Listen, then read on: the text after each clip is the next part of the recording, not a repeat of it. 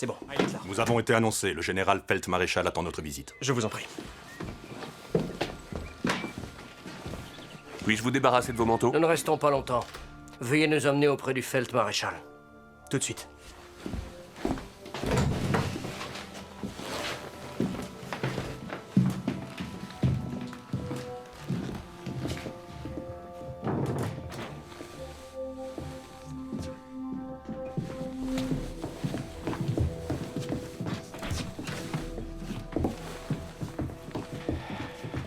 Mon général Feldmaréchal. Mon Feldmaréchal, Mes respects, madame. mes respects. J'espère que ces messieurs resteront déjeuner. Non, merci. Nous avons une affaire à régler, madame. Nous aimerions parler en tête-à-tête avec le général Feldmaréchal, si ça ne vous ennuie pas. Vas-y.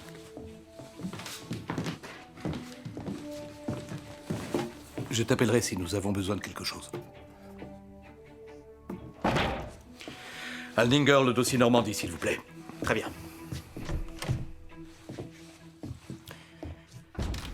C'est bien de cela qu'il s'agit, n'est-ce pas? Vous cherchez un imbécile qui endossera la responsabilité de l'effondrement du front ouest. Mon général Feldmaréchal, vous êtes poursuivi pour avoir participé à l'attentat contre le Führer. Mais... pardon?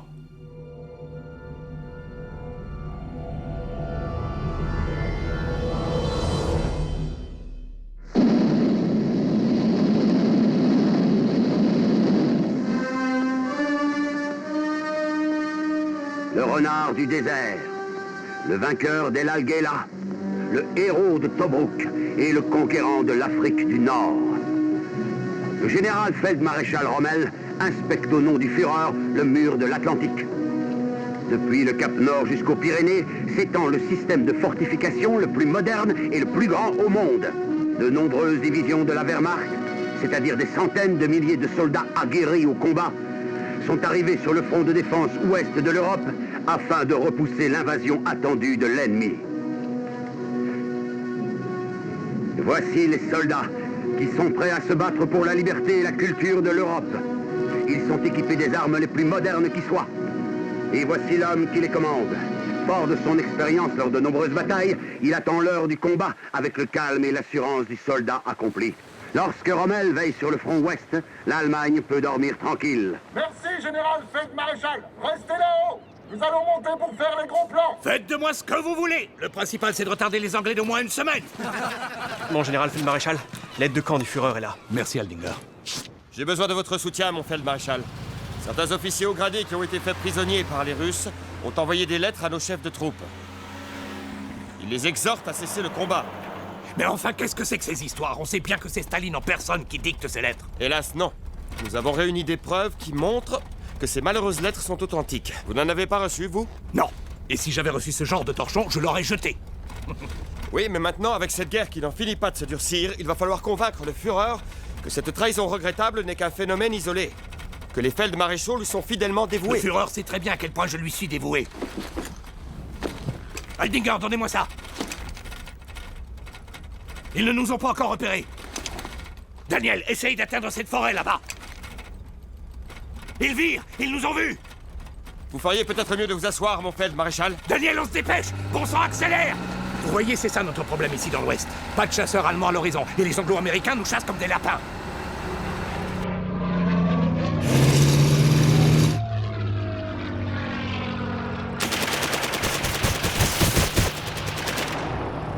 Arrêtons-nous! Entrez là-dedans, allez! Allez, vite, sous les arbres! Laisse tomber, tu l'auras pas!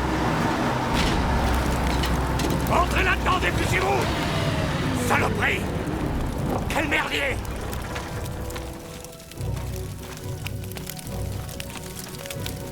Tout va bien?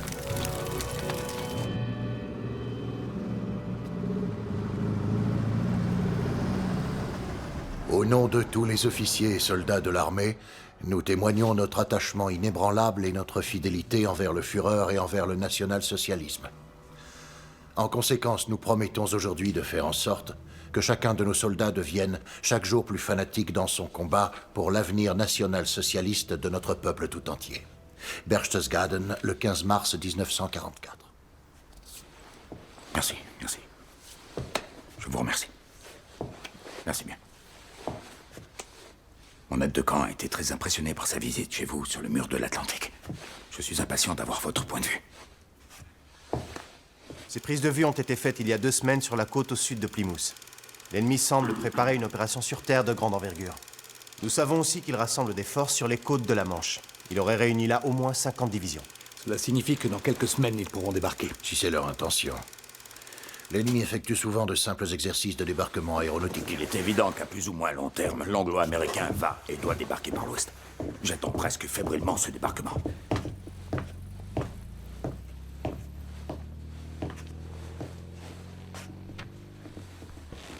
Par où pensez-vous qu'ils vont tenter leur chance? Ils vont sans doute essayer ici, du côté de Calais. Ou alors en Normandie. Je pense que pour la formation d'une tête de pont, ces 2 presqu'îles offrent des possibilités exceptionnelles. Et comment croyez-vous qu'ils vont procéder pour cette invasion? Il y aura de violents bombardements visant toutes nos positions. Ensuite, des navires d'assaut et des véhicules blindés de reconnaissance aborderont depuis la mer sur un vaste front. Ils seront couverts par leur artillerie navale ainsi que par leurs chasseurs bombardiers, pendant que dans l'arrière-pays, ils parachuteront des troupes aéroportées. Et quelle stratégie envisagez-vous contre cela? L'ennemi doit absolument être anéanti à l'instant précis où il débarque. La principale ligne de combat est la plage. Ce ne sont que des histoires, monsieur Rommel. Comment voulez-vous défendre plus de 2000 kilomètres de côte maritime? Nous n'avons pas du tout les forces nécessaires. Nous les avons si nous transférons les divisions blindées disponibles vers la côte. Permettez que je vous montre. Voilà à quoi ressembleront dans 3 mois ou plus tard les plages du mur de l'Atlantique. Des obstacles sur le rivage rendront l'accès plus difficile aux péniches de débarquement. Toutes nos batteries côtières pourront tirer sur eux dès la première phase de l'opération. Et où manqueront nos batteries côtières? Nos puissantes forces blindées pourront prendre le relais. Si l'ennemi parvient à franchir ne serait-ce qu'en un seul endroit la ligne de défense de monsieur le Feldmaréchal, le Reich lui est immédiatement accessible sans obstacle. Ensuite, l'anglo-américain n'aura plus qu'à partir tout droit sur Berlin. Il ne nous restera plus qu'à le poursuivre avec nos divisions Panzer. Nos chars Panzer sont capables d'anéantir l'ennemi en moins de 48 heures, quels que soient les endroits stratégiques où il choisira de débarquer. Avant que vos Panzers n'apparaissent, l'aviation ennemie se chargera de les réduire en compotes et en cendres, monsieur von Scheppenburg. Mon Führer, je vous prie de me confier le commandement de tous les véhicules de combat blindés. C'est le seul moyen que nous avons de contrer cette invasion. Pouvons-nous tout miser sur une seule carte? Nous n'aurions plus aucune réserve stratégique. En tant que commandant en chef sur le front ouest, je ne répondrai pas d'une pareille décision. Mais voilà 3 ans que vous êtes responsable de la consolidation insuffisante du mur de l'Atlantique, monsieur von Rundstedt. Monsieur Rommel, en revanche, a réussi, même en très peu de temps, à effectuer un travail remarquable. Nous devons empêcher, quels que soient les moyens, cette invasion. Parce qu'une chose est pour ainsi dire certaine, c'est qu'une fois que nous aurons repoussé le débarquement de l'ennemi, jamais il n'essaiera de recommencer. Nous pourrons enfin récupérer toutes les forces dont nous avons un besoin urgent dans l'Est. Cela représente 45 divisions. C'est de vous et de vos soldats que l'issue de cette grande guerre dépend. C'est donc de vous que dépend le destin du Reich et de toute la nation. Est-ce que vous en avez conscience, général Feldmaréchal? Tout à fait, mon Führer. Tu ne peux pas au moins attendre Manfred? Il avait prévu de rentrer tout de suite après le service. Il sera déçu de t'avoir raté. Salut-le pour moi, il nous reste peu de temps avant que l'ennemi débarque. Peut-être 6 semaines. Et on a encore beaucoup à faire. Tu vas y arriver. Il faut que j'y arrive. Le Führer attend de moi que je défende le Reich et la nation, ni plus ni moins. Je suis bien contente qu'il te fasse confiance à nouveau. Oui.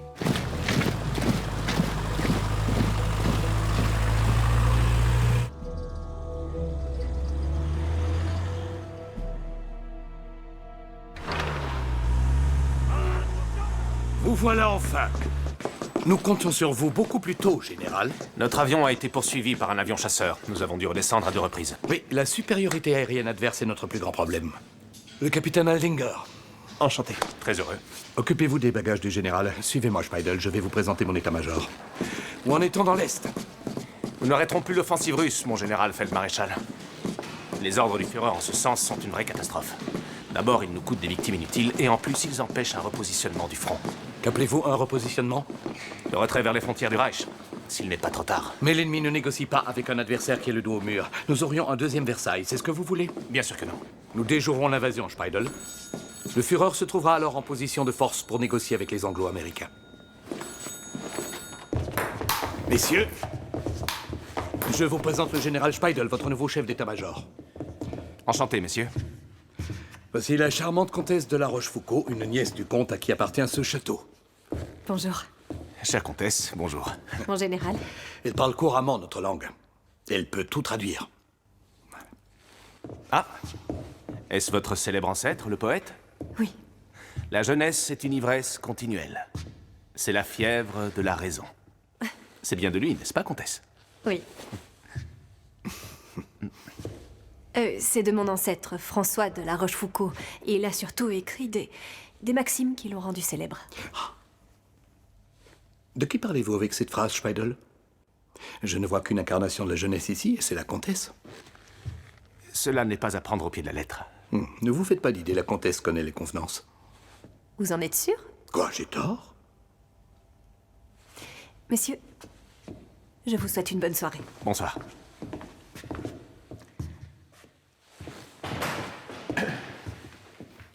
On se transformerait vite en crapule, hein, Speidel? Chez nous, ici, sur la côte du Calvados, il y a toujours une brèche de 40 km de large. Si on ne nous envoie pas des Panzers, je vois l'avenir en noir, mon Feldmaréchal. Le Führer m'a garanti le transfert des forces blindées sur la côte. Vous aurez des Panzers, vous pouvez compter dessus. Nous devons encore rapprocher les obstacles du rivage, Marx. Les Anglo-Américains s'entraînent aussi au débarquement à marée basse. À marée basse? Oui, ça en a tout l'air. Mais nous allons salement leur rallonger l'accès à la plage. Et comment comptez-vous faire? Ce n'est pas avec leur râteau et avec leurs pioches que les hommes vont se battre ici. Il me faut de vrais soldats si je veux livrer bataille et non un bataillon de constructeurs décharnés. C'est exactement le problème. Quoi donc? Vos hommes sont beaucoup trop décontractés après 3 années de plage. Regardez-moi le général Speidel. Il revient du front de l'Est. Hier encore, il se battait à Tcherkassy. Vous l'entendez déjà? J'étais aussi sur le front Est, mon Feldmaréchal. J'y ai perdu ma jambe, si vous l'avez oublié. C'est pour cette raison que je vous dis, avec tout le respect que je vous dois, pour venir à bout de votre programme, il nous faut au moins 1 an à dater d'aujourd'hui. Celui qui vous dit autre chose vous dit la vérité, ou alors c'est qu'il n'a aucune idée de ce qu'il raconte. Non mais à la fin, qu'est-ce que vous croyez? Je suis ici par ordre du Führer. Cet ordre est précis, empêcher coûte que coûte le débarquement des Anglo-Américains. Je ne me laisserai certainement pas détourner par un paresseux et un rabat-joie. Et maintenant, il est temps de vous y mettre. À vos ordres.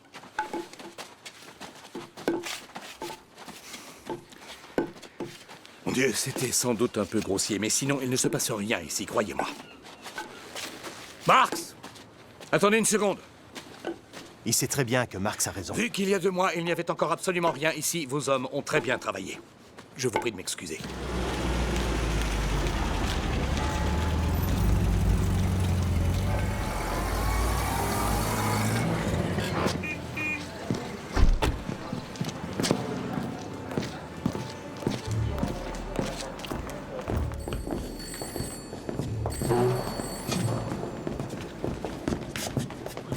Depuis que l'ennemi attaque les gares de triage, pendant la plupart des bombardements, comme par hasard, il y a des wagons qui s'ouvrent. On a déjà quelques juifs qui se sont échappés. Pour éviter cet inconvénient, vous allez dorénavant les transporter nus.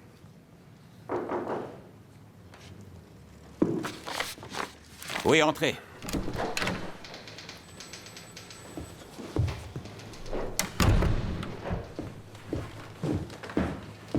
Voici le lieutenant-colonel Hoffacker. Il est cousin du comte von Stauffenberg. Mon général, je suis ravi. Berlin voudrait enfin agir. C'est pourquoi on m'a prié de vous mettre dans la confidence. C'est au sujet de Rommel. Rommel? Croyez-vous possible d'obtenir son appui pour ce coup d'État? Il fait tout pour arrêter les Anglais sur le front ouest. Il veut absolument empêcher l'invasion. Il faut le persuader. Parce que si Rommel marche avec nous, alors nous avons le soutien du front. Et du peuple. Il est le général le plus populaire du Troisième Reich. Ce serait quand même un drôle de parcours. Il est le favori du Führer, et il deviendrait le leader d'un putsch. Oui, mais nous ne voyons personne d'autre. Il faut que je le rencontre. Si possible, sans que la Gestapo n'ait vent de quoi que ce soit. Pouvez-vous arranger ça?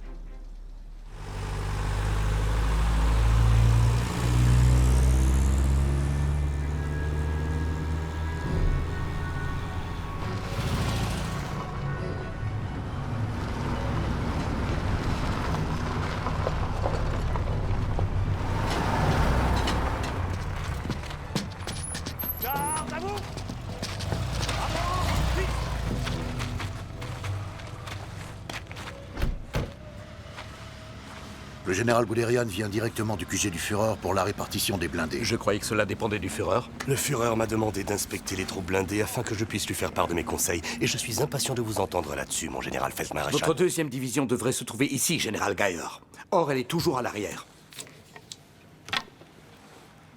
L'ennemi est en mesure depuis longtemps déjà de déposer dans un délai très bref au moins 3 divisions aéroportées avec de nombreux canons anti-chars. C'est très exactement la raison pour laquelle les blindés ne nous servent à rien s'ils sont sur la côte, alors que l'adversaire atterrit dans notre dos. L'ennemi bloquera vos chars en verrouillant l'accès à la côte.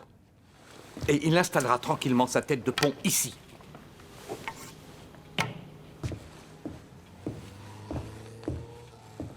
Et comment voulez-vous protéger nos chars blindés de l'artillerie navale ennemie? Je les fais enterrer. Vous enterrez les blindés? Oui. J'ai toujours pensé que la force de frappe de nos divisions blindées résultait de 3 choses. Blindage, puissance de tir et mobilité. Pendant la campagne de France, les déplacements étaient toujours trop lents pour vous et votre fameuse division fantôme. Le Führer connaît mes plans. Il les a expressément approuvés il y a tout juste 4 semaines. Le Führer a réservé sa décision il y a 4 semaines. Donc pour l'instant, les divisions blindées sont en charge du commandant en chef de l'Ouest. Bien, si c'est comme ça, laissons tomber.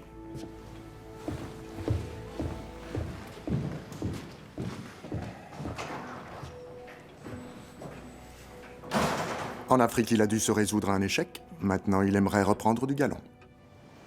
Ramenez-le à la raison, général Speidel. Il ne peut pas déjouer un assaut d'une telle envergure avec une poignée de divisions d'infanterie de 3e classe qui se retranche derrière une parodie de barrage anti-char. Je crois que le Feldmaréchal sait ce qu'il fait.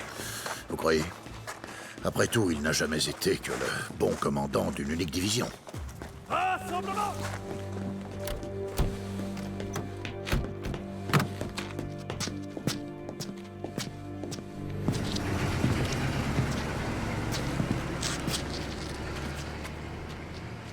C'est ainsi avec le Führer. Il se range toujours à l'avis du dernier qui prend la parole. Venez, Speidel, allons marcher. Hunstedt est un vieil homme fatigué. Ça fait longtemps qu'il a baissé les bras. Et Guderian est devenu un béni oui-oui inconditionnel. Tirez-en les conséquences. Prenez les choses en main vous-même. Que voulez-vous dire? Exigez le commandement en chef dès maintenant, ici dans l'Ouest. Posez un ultimatum à Hitler. Il a besoin de vous. Vous êtes le plus apprécié des soldats du Reich. Vous voulez que je menace le Führer avec un pistolet? Si vous voulez empêcher l'invasion. Mais vous ne connaissez pas le Führer. Vous n'obtiendrez rien de cette façon. Bien au contraire. Si vous cédez maintenant, alors le peuple va comprendre que la guerre est perdue en réalité. Ça, le Führer en a conscience. Taisez-vous donc, Speidel. J'aimerais vous garder comme chef d'état-major. Vous êtes généreux de permettre à la famille d'habiter ici. Vous voulez dire inconscient? Ne vous en faites pas, les aristocrates français redoutent davantage les bolcheviks que l'Allemagne d'Hitler. Le comte est un fervent admirateur du Führer. Le jeune homme que vous voyez là-bas est son fils. Il a l'âge de Manfred. Mon fils est auxiliaire de défense anti-aérienne à Ulm. Il a été tenté dernièrement de rejoindre les Waffen-SS. Je m'y suis opposé. J'imagine que ça vous étonne, mais... Vous savez, j'ai entendu parler de choses terrifiantes. De massacres d'êtres humains. De fusillades en masse de la population juive en territoires occupés. Vous étiez sur le front Est. Vous confirmez ces dires? Même en France, c'est la vérité. Même à Paris, des Juifs sont encore déportés depuis les gares. La SS va même jusqu'à chercher activement des enfants juifs dans tous les foyers et les orphelinats du pays. Comment l'avez-vous appris? Dans l'administration militaire à Paris, certains n'ont pas du tout l'intention de continuer à l'accepter. Allons, un peu de courage. Il va falloir t'habituer aux éclairs et au tonnerre si tu veux être soldat. Manfred était pareil quand on le prenait en photo. Il détestait ça. Alors, Stulpnagel, je suppose que Speidel avait d'autres raisons de m'attirer ici que le maternage des nourrissons. Certes, mon Feldmaréchal. Je pense qu'en cas de situation extrême, nous devons obliger Hitler à être conciliant, quand de lui-même il ne l'est pas. Qu'est-ce que signifie obliger? Ça signifie l'arrêter. Le forcer à rendre des comptes à la justice, le faire comparaître devant un tribunal et condamner pour les crimes qu'il a commis au nom de l'Allemagne. Monsieur von Stulpnagel, cela porte un nom connu chez les militaires, c'est un putsch. Croyez-vous vraiment que vous trouverez ne serait-ce qu'un général de premier plan qui soit prêt à faire un coup d'État? Apprenez qu'à l'intérieur du Reich, un cercle d'hommes remarquables est à disposition. Il y a déjà eu dans le passé différents plans visant à faire un coup d'État. Certains avaient même prévu de mettre leur vie en jeu dans le seul but de libérer l'Allemagne d'Hitler. De mettre leur vie en jeu? Vous parlez d'un attentat? Sauf bien sûr si ce n'est pas nécessaire. Ils sont tous du complot. Les détails ne sont connus que de ceux de Berlin. Ce que vous me demandez est de la haute trahison. Hitler nous a trahis et a trahi l'Allemagne depuis fort longtemps.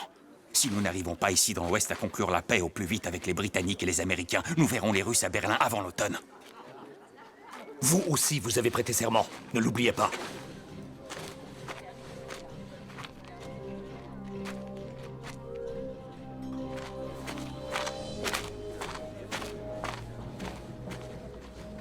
Il court auprès du Führer.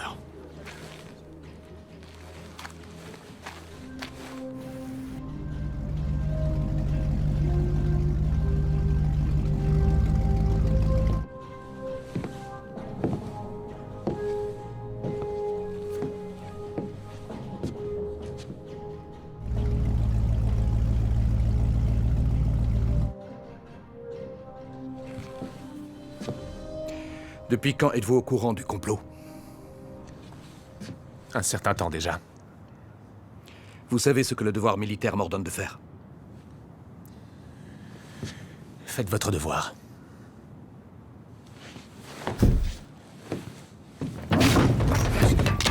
Oh, nom d'un chien, encore une fois!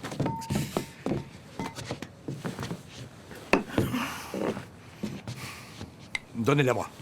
On doit pouvoir la réparer.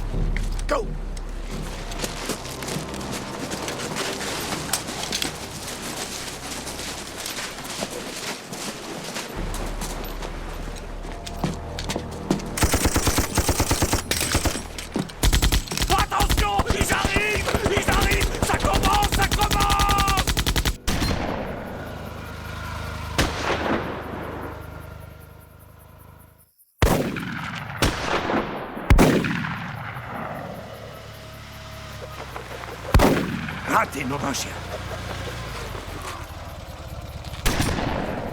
Speidel, bon sang de bonsoir, mais qu'est-ce qui se passe? Les Anglais ont débarqué? Nous avons déjoué une opération commando des Britanniques aux environs de Calais.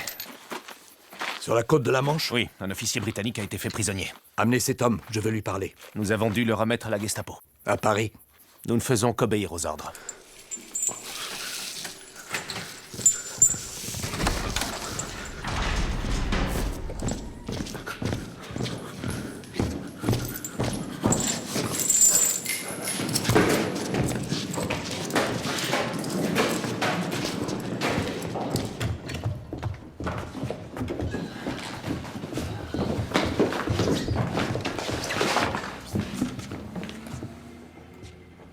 Son commando voulait faire exploser la batterie côtière. Bon, je vous remercie beaucoup. L'emmenons avec nous. Vous l'emmenez? Comment ça? Le feldmaréchal Rommel désire le voir. Vous connaissez pourtant les ordres. Le prisonnier doit être exécuté sans attendre, après qu'on a réussi à le faire parler.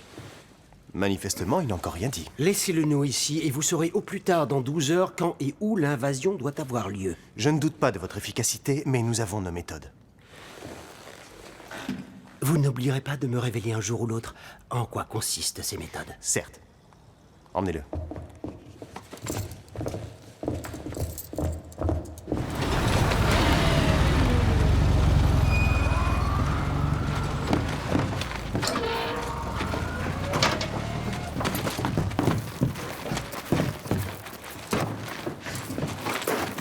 Attention! Mon général Feldmaréchal, le lieutenant anglais. Enlevez-lui les menottes.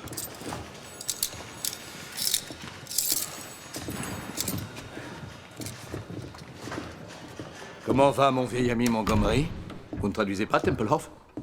J'ai l'impression que le lieutenant vous comprend à merveille. Le bruit court que les Britanniques veulent se battre.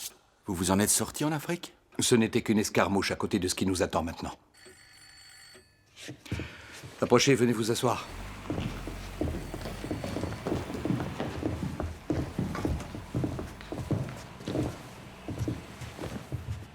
Vous savez, lieutenant, en réalité, nous avons le même ennemi. Et celui-ci se trouve en Russie. Pourquoi ne combattons-nous pas côte à côte? Cela deviendrait vite difficile. Nous, les Britanniques, estimons que les Allemands font des choses répugnantes dans certains cas. De quoi parlez-vous? De la façon dont vous agissez avec les Juifs. Mais c'est de la politique, ça. Nous, on est des soldats, on fait la guerre. Notre combat n'est pas politique. Quand votre fureur anéantit un peuple, vous appelez ça de la politique.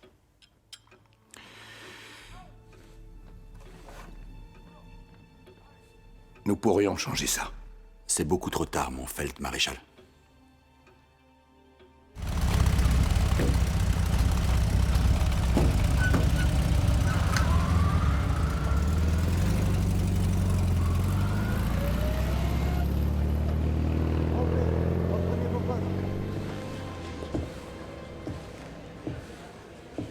Comtesse? Que va-t-il se passer pour lui? Il va être conduit dans un camp de prisonniers de guerre pour officiers britanniques. Et les ordres de l'état-major? D'où tenez-vous ces informations? On entend tellement de choses. Ne craignez rien, il ne va rien lui arriver, je m'en porte garant. Le pouvez-vous encore? Oui, je suis le commandant en chef, donc je le peux. Il y a énormément de commandants en chef en France. Et d'autre part, il y a les SS. Comtesse, j'ai quelque chose à vous demander.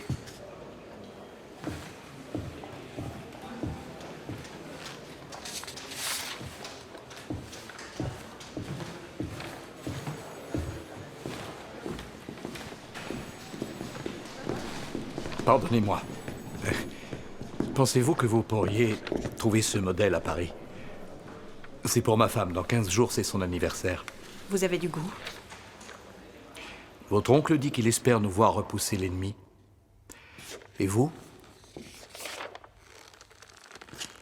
Vous êtes de quel côté? De toute façon, nous sommes perdus.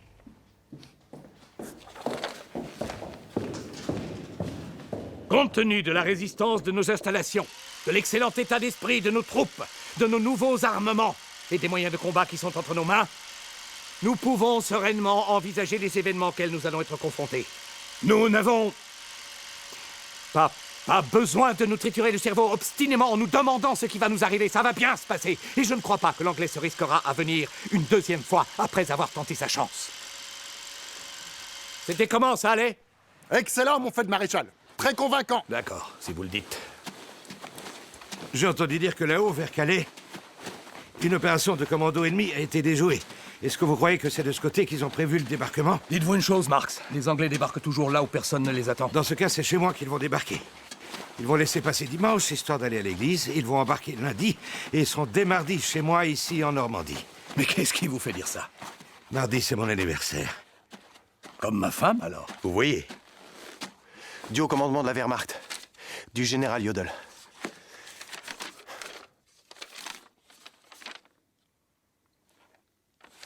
Font chier! Des nouvelles fâcheuses?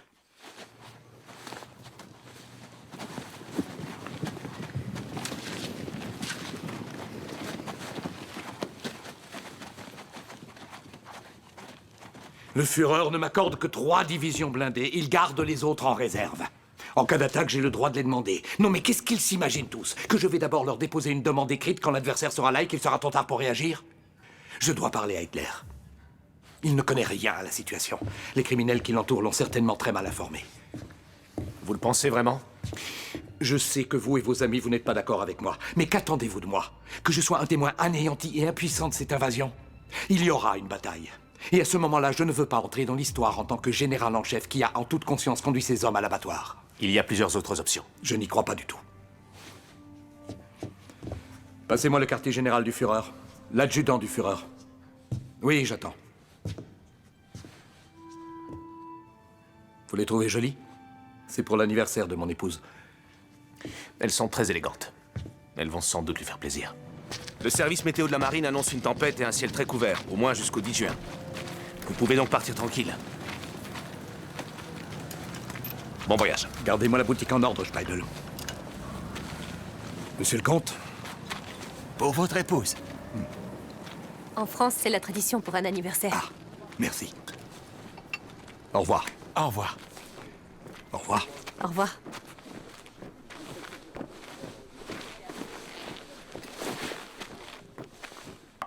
Une chose est certaine, l'année de l'invasion sera pour l'adversaire celle d'une défaite écrasante.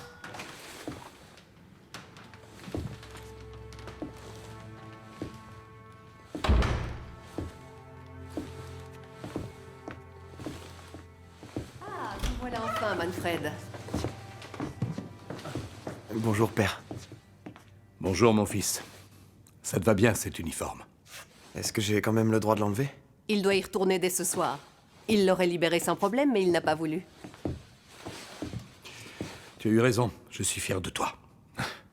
Vas-y, tu peux monter, on se verra tout à l'heure. Il est toujours un peu triste que tu n'aies pas accepté qu'il entre dans les rangs de la Waffen-SS. Je n'accepterai pas davantage aujourd'hui. Je suis heureuse que tu aies pu venir ici. Il faut que j'aille voir le Führer. Tout ne va pas pour le mieux en France. Viens t'asseoir, tu me parais surmené.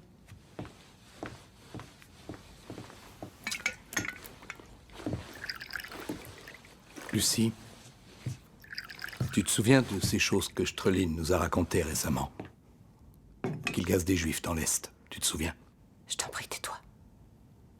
Strelin est lui-même un nazi. Il est maire de Stuttgart. Lui aussi, il a envoyé des Juifs dans l'Est.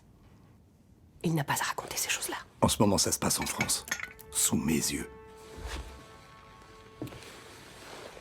J'ai toujours pensé que c'était des actes isolés. Mais ceux de là-haut ne sont pas propres. Tu parles de qui exactement quand tu dis ceux de là-haut?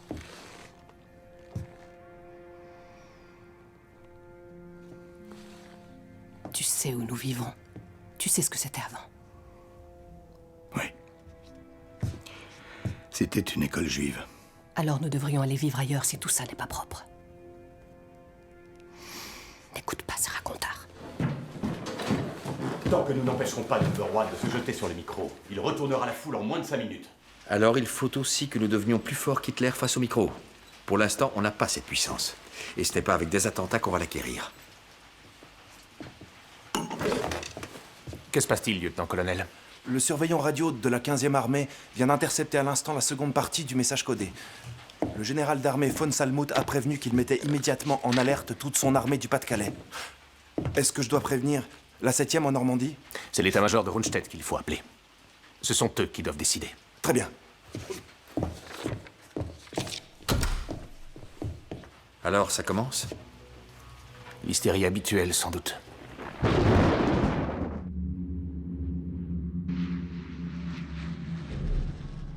Ils sont là. Je le savais. Prévenez l'état-major de Rommel que ça commence.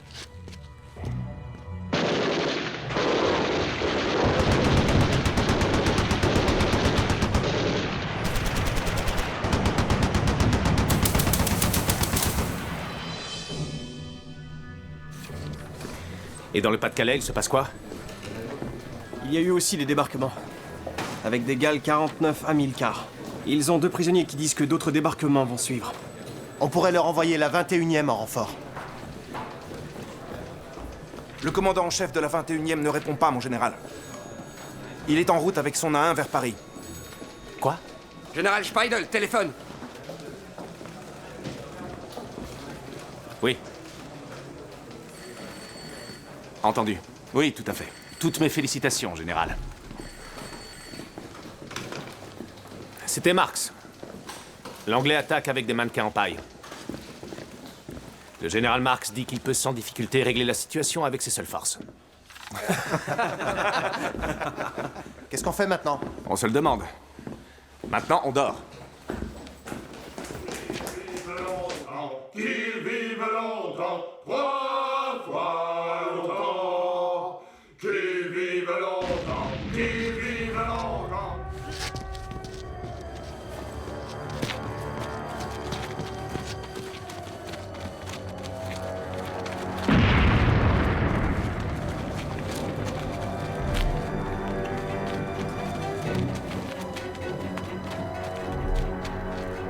C'est l'artillerie navale britannique. Ce sont les vœux d'anniversaire de Churchill.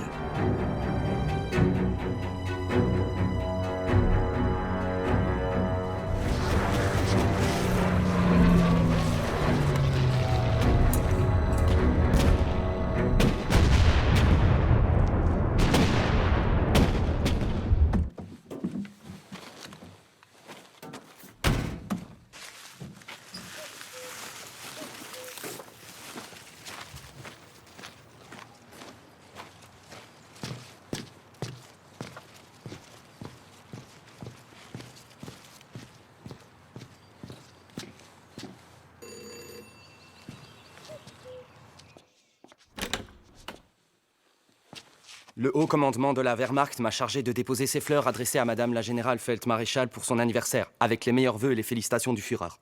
C'est très gentil. Merci.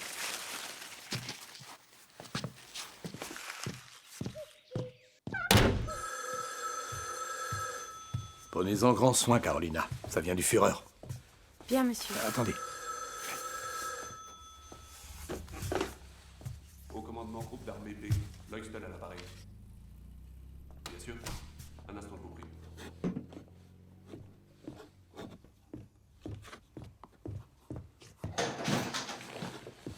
Mon Feldmaréchal, vous êtes demandé au téléphone. Ah. Ce doit être le quartier général du Führer.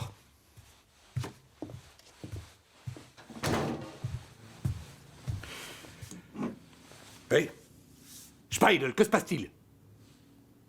Ils ont débarqué par où? Vous avez lancé la contre-offensive? Faites tout de suite attaquer la division sans attendre aucun autre renfort. Engagez-vous tout de suite.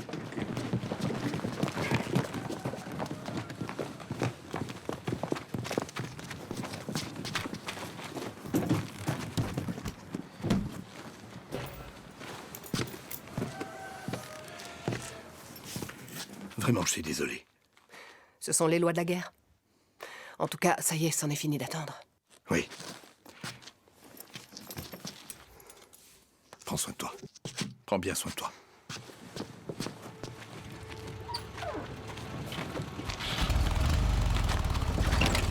En avant, lieutenant.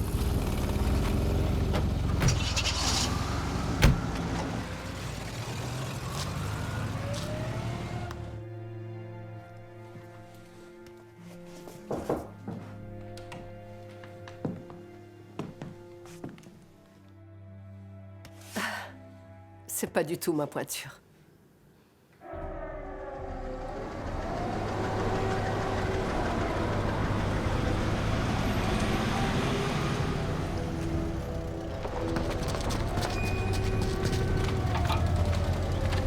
Je suis heureux de vous voir arriver. Avec l'état-major, nous nous sommes réfugiés dans le bunker. J'espère que les nouvelles sont meilleures que ce matin par téléphone. Hélas, non. En fait, à l'heure actuelle, l'ennemi a déjà déposé environ 150 000 soldats sur plusieurs têtes de pont avec des équipements lourds. Il maîtrise quelque chose comme 130 000 km². D'autre part, la 6e division aéroportée britannique occupe les ponts sur l'Orne, dans la région de Caen. D'autres forces de cette même division ont détruit notre batterie d'artillerie, près de Merville, même s'ils ont subi de lourdes pertes. Vous avez fini? Notre service information est devenu plus qu'aléatoire. Nos radiocommunications sont brouillées par l'adversaire. Des Français ont saboté nos communications téléphoniques et commis des attentats sur nos voies de ravitaillement. Je pense qu'on peut s'attendre à une deuxième grande opération. Là-haut, près de Douvres, ils ont déjà fait en sorte de dissimuler la côte. Dites-le donc clairement, Speidel. Quoi, mon général? Que vous avez échoué.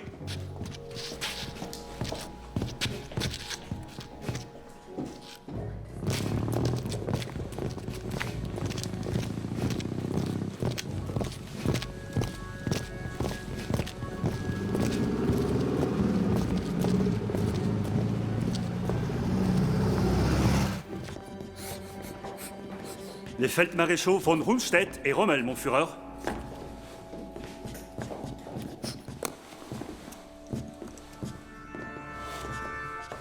Merci, messieurs, d'être venus. Je vous en prie.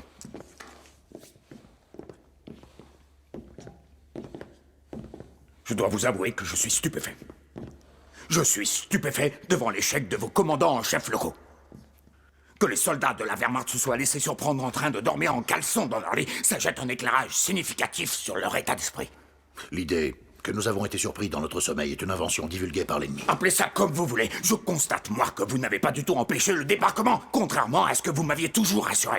Mon Führer, les troupes se battent avec dévouement. Si nous avons échoué à empêcher l'invasion de l'ennemi sur les côtes, cela est dû exclusivement à l'échec de l'armée de l'air et de la marine. Sur terre, le commandement et les troupes confrontés à un combat particulièrement inégal ont été héroïques. Mais la supériorité aérienne de l'ennemi et ses forces navales qui opèrent sans rencontrer la moindre résistance rendent impossible pour nous une intervention correctement ordonnée et planifiée. Il est regrettable que jusqu'à aujourd'hui, il n'y ait eu personne dans le haut commandement. Pour se faire une idée réelle de ce qu'est la situation sur le front, il est plus facile de prêter foi à la propagande de l'ennemi et au ragot. Ce qui est décisif, c'est que Cherbourg et son port restent tenus par nous. Si Cherbourg tombe, l'ennemi a aussitôt la clé de la Normandie, et avec elle, la clé de toute la France.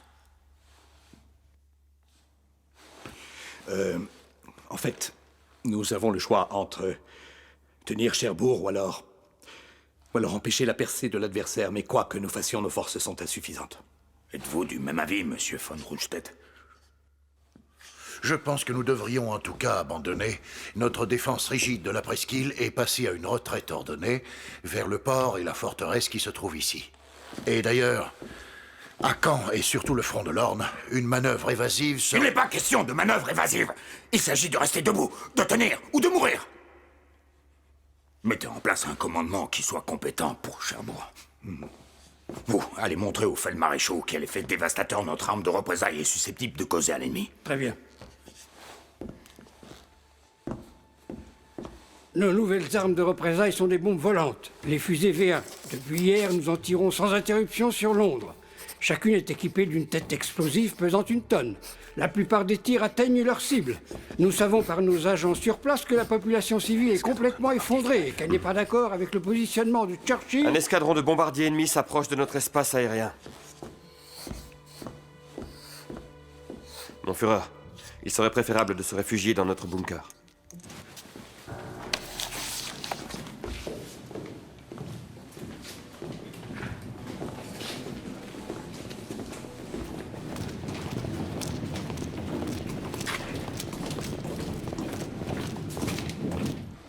Comment voyez-vous les choses? Ça s'annonce mal. Nous devons lui dire clairement qu'en l'état la situation est sans issue. Dites-le lui. Il vous écoute, vous. Vous êtes le commandant en chef de l'Ouest. Mon pouvoir est tout juste suffisant pour que je puisse déplacer mes gardes du quartier général de gauche à droite.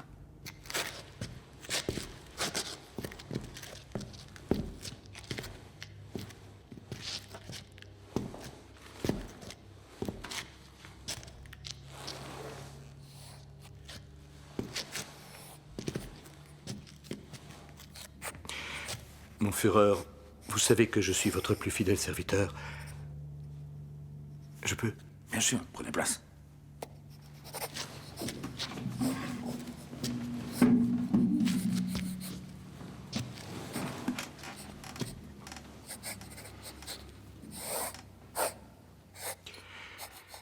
D'après vous, est-ce que le temps ne serait pas venu de réfléchir à d'autres solutions?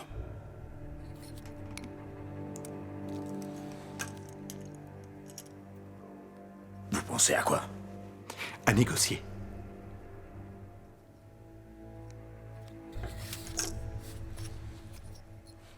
Plus personne ne négocie avec moi. L'ennemi a fermement résolu l'anéantissement de l'Allemagne. Il ne s'agit plus que de la capacité de résistance fanatique de chacun d'entre nous, et c'est tout. Est-ce que vous êtes prêt à ça? Est-ce que vous êtes prêt à ça, Rommel? Oui.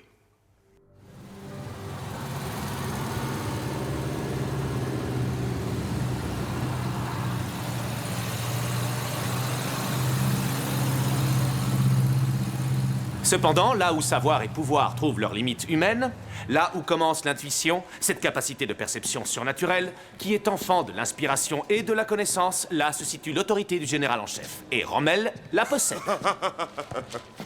À ce que je vois, on s'amuse. Général Feldmaréchal. De bonnes critiques? Vous pouvez lire.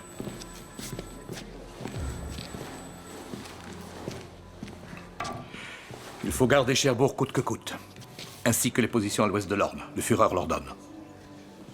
Agissez en conséquence, Speidel. Reste-t-il une possibilité d'offensive du côté du général Marx? Le général Marx est tombé aujourd'hui au cours d'une frappe aérienne.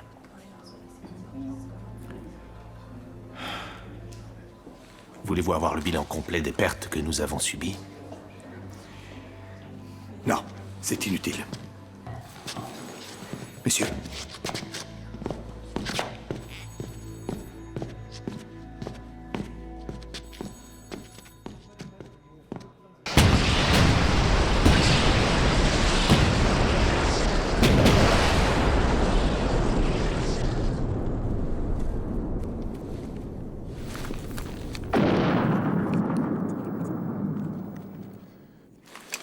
Allez, en avant! Quand vous aurez un peu remonté la colline, vous pourrez aller vers Bayeux sous nos tirs. Bonne chance, lieutenant. Merci, mon général Feldmaréchal.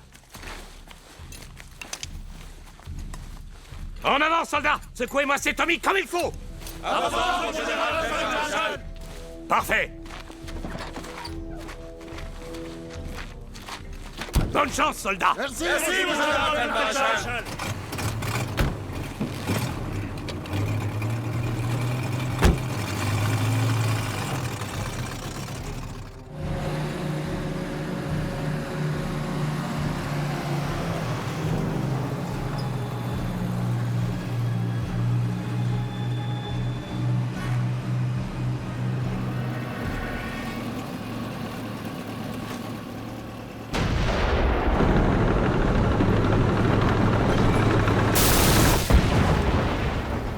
Recule, Daniel, il faut qu'on y retourne. Allons! Ce serait de la folie.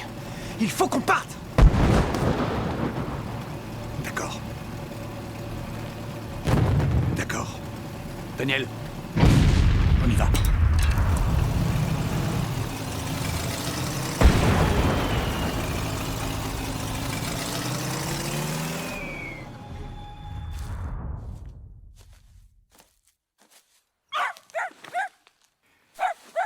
Qui est là?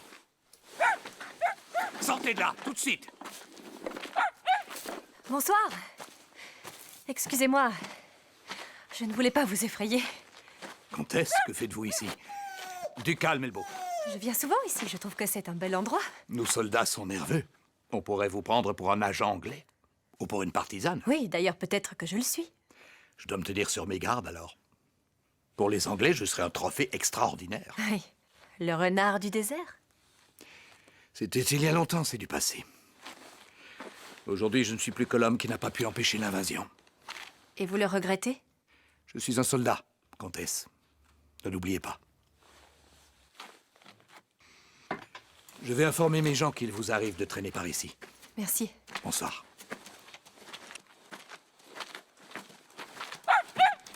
Ma chère Lucie, pour le moment, je vais bien. Je ne dois pas perdre courage envers et contre tout, même si de nombreuses espérances doivent désormais être abandonnées. Oui.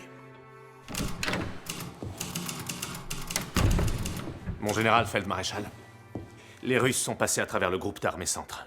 7 divisions allemandes sont encerclées. Le front est en cours de dissolution.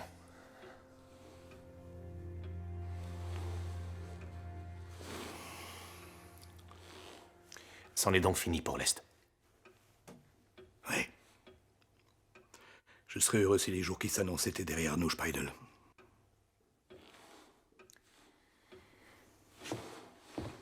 Regardez, j'ai quelque chose à vous montrer.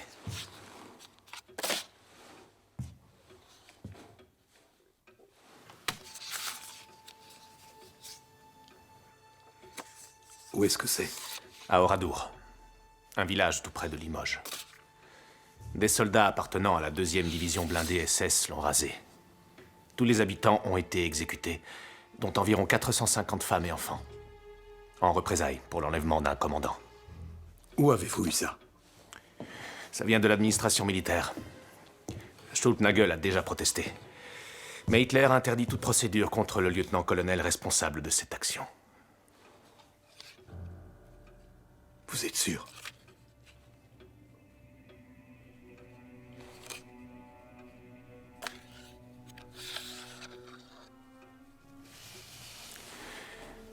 Bonne nuit.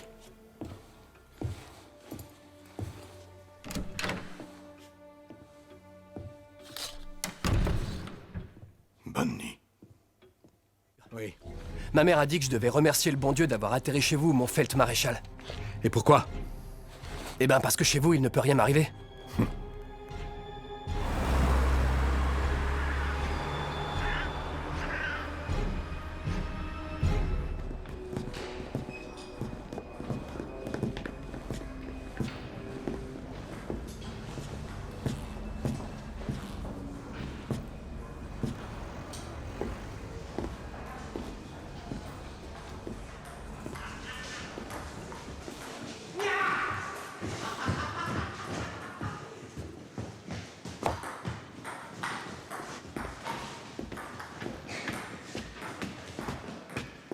Mon Feldmaréchal, nous avons le nouvel officier général d'état-major qui arrive de Paris à l'instant. Il veut faire votre connaissance.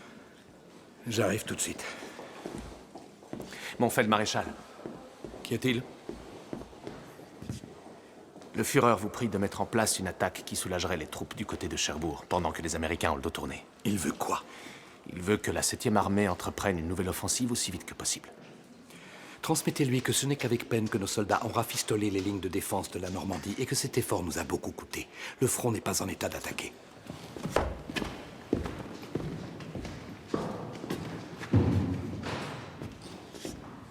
Aujourd'hui, j'ai eu le frère du général Marx au téléphone. Il voulait savoir à la minute près à quelle heure exacte le général était tombé le 12 juin. Et pourquoi? Apparemment, ce jour-là, à 11h précises, dans l'appartement du frère, un portrait du général est tombé du mur. Et alors? À 11h moins le quart, le général a été touché et pile à 11h, il est décédé. C'est incroyable, non? Pourquoi racontez-vous ça? Croyez-vous au miracle? Seul Hitler croit au miracle. Du moins en ce qui concerne le déroulement futur de cette guerre. Ne parlez pas de tête de pont. Ne parlez que du dernier morceau de la France que l'adversaire occupe encore. Dans quelques jours, Cherbourg s'effondrera. Dans 4 semaines ou plus tard, l'adversaire aura percé le front. Et il se précipitera sans encombre jusqu'à la frontière du Reich. Il ne nous reste plus qu'à prier que les Anglais et les Américains soient plus rapides que les Russes. Je sais que dans le Reich, vous n'êtes pas le seul à voir les choses de cette façon. Je pense qu'à cette table, chacun évalue les choses de cette façon. N'est-ce pas, monsieur Speidel? Hitler est dans une sorte d'ivresse. Il n'est plus en mesure de prendre des décisions, de tirer des conclusions. Il passe son temps à hurler « Jusqu'au dernier homme !» Et ça ne sert à rien, c'est une catastrophe. Cette idée de tenter une attaque du côté de Cherbourg est stupide. Vous êtes l'homme de la situation, vous êtes tout désigné. Désigné pourquoi? Désigné pour mettre fin à cette guerre. Ce sont d'autres que nous qui dirigent cette guerre. Abattons-les alors, ces fameux dirigeants. S'il n'y a pas d'autre solution. Mon Dieu, Speidel, vous êtes un guerrier sanguinaire. Ils sont déterminés à remporter le combat pour la région et le port de Cherbourg. L'ennemi s'est acharné sur la ville elle-même dimanche pendant une grosse partie de l'après-midi. Il s'est heurté à des bunkers, des bases militaires, des batteries côtières isolées, hissant haut le drapeau de la ténacité. On se bat encore dans les rues de la ville. C'est un combat de rue sanglant, obstiné et d'un acharnement qui culmine jusqu'à l'incandescence.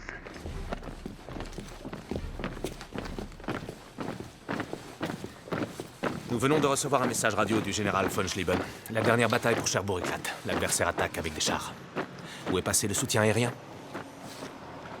Transmettez-lui en retour. Notre soutien aérien n'a jamais réussi à franchir le barrage des chasseurs anglais. D'après les ordres du Führer, vous devez vous battre jusqu'à la dernière munition. Dieu soit avec vous. Mon Feldmaréchal, d'après le Führer, c'est jusqu'au dernier homme qu'il faut que l'on se batte. Voulez-vous contourner les ordres? Le dernier homme, la dernière munition, quelle est la différence? Le Führer ne veut pas d'une capitulation. Il exige de nous que nous disparaissions. J'espère que le général l'entendra ainsi.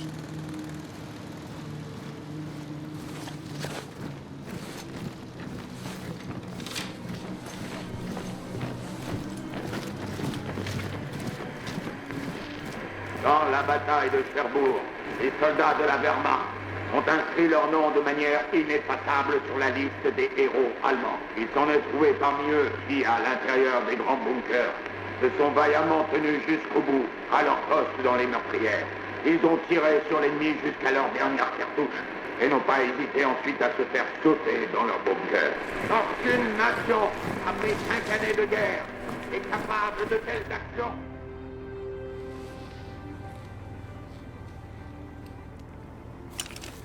Vous êtes certaine qu'il s'en va en Allemagne? Oui. Hitler lui a ordonné de venir à Obersalzberg. Et comment se fait-il que vous soyez si bien informée, Princess? Je fais mon devoir, faites dans le vôtre. Vous voulez vraiment que je le fasse?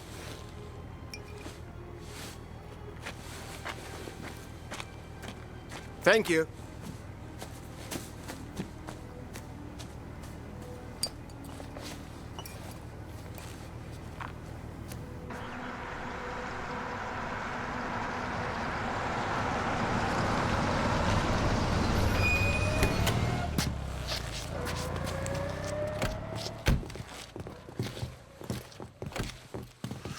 Rommel, vous savez qu'au quartier général du Führer, on ne fait que chercher un coupable pour la chute de Cherbourg. Ce sera un de nous deux. Monsieur von Rundstedt, je vais maintenant dire au Führer qu'il faut mettre fin à cette guerre. Côté politique, la situation est très claire. Le monde entier est contre nous. Alors qu'attendez-vous de moi? Que vous commenciez à dire ce que vous pensez et me souteniez. Vous avez raison. Nous passerons ensemble au fil de l'épée.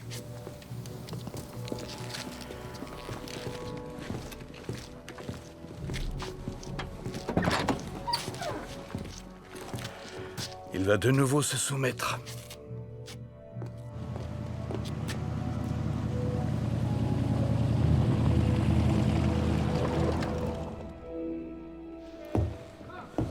Il est 6 heures.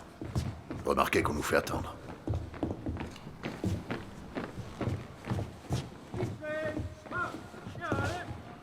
Monsieur von Klug, vous êtes ici? Je vois que vous vous êtes très vite remis de votre accident. J'en suis ravi. Merci. Le Führer m'avait prié de faire une évaluation de la situation là-bas dans l'Est. Si vous voulez bien m'excuser. L'avion pour Berlin m'attend. Garde à vous! Fixe!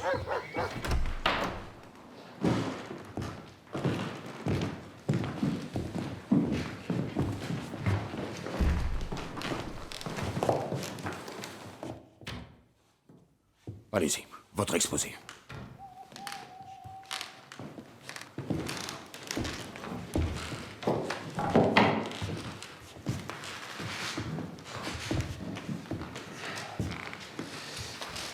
Mon Führer, je suis ici en tant que commandant en chef du groupe d'armée Bertha. C'est aujourd'hui, je crois, la dernière occasion que j'aurai, en tant que responsable devant le peuple allemand, de vous décrire la situation dans l'Ouest. J'aimerais, si vous le permettez, aborder la question politique avant. Général Feldmaréchal, exposer sans détour la situation militaire, la seule qui vous concerne. C'est bien cette situation ainsi que ma responsabilité vis-à-vis de l'Allemagne qui l'exige. Je dois prendre une position. Je ne vous ai pas prié d'émettre des commentaires personnels sur la politique dans le monde. Je vous ai demandé de vous en tenir à la seule situation militaire sur le front de l'Ouest. Je n'ai pas besoin de vous dire à quel point j'étais déçu que malgré mes ordres répétés, vous n'ayez pas été en mesure de mener à bien une contre-attaque sur la presqu'île du Cotentin. Cherbourg ne devait tomber sous aucun prétexte. Sur le champ de bataille, la victoire est toujours du côté de ceux qui disposent des voies de ravitaillement les plus performantes. Leurs voies de ravitaillement étaient beaucoup plus menacées que les vôtres, monsieur le général Feldmaréchal. Mais vous avez définitivement gaspillé cet avantage avec vos hésitations et votre refus de m'obéir. Il s'agit maintenant de contenir les Anglais à Caen, d'y organiser une contre-attaque, et ensuite il ne restera plus qu'à signer l'ennemi en Normandie. Monsieur le ministre du Reich, vous recevez bien les rapports de vos généraux. Posez donc la question au général d'armée Hauser ou au général Dietrich. Vous savez aussi bien que moi que la situation est sans issue. Mon Führer, je vous assure que je ne peux pas partir d'ici sans avoir évoqué avec vous la situation de l'Allemagne. Puis-je vous parler sans témoin? Vous feriez mieux de quitter cette pièce sans attendre.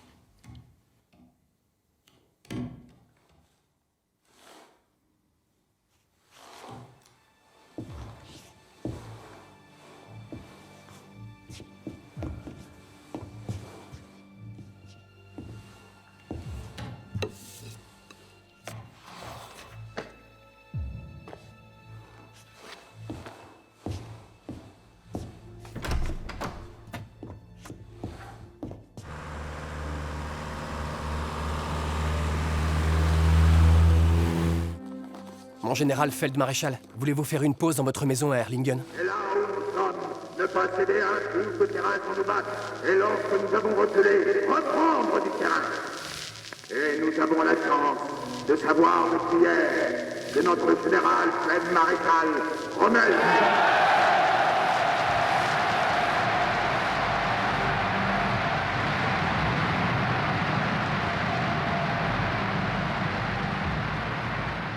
Mon général Feldmaréchal, faisons-nous une pause chez vous à Erlingen?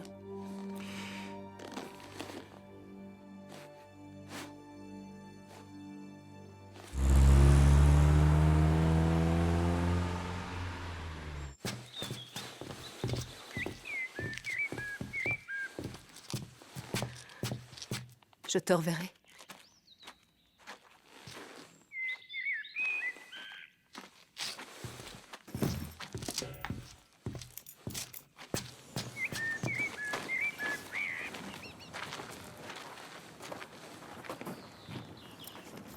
Prends soin de ta mère, tu veux bien, Manfred?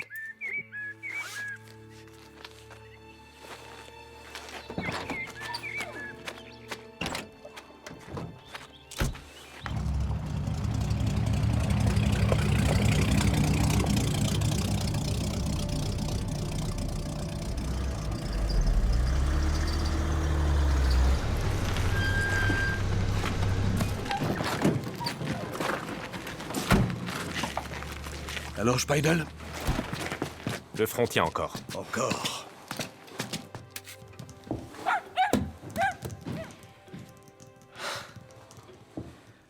Je ne me fais aucune illusion, Speidel. Je suis le prochain. Et Rundstedt? Rundstedt.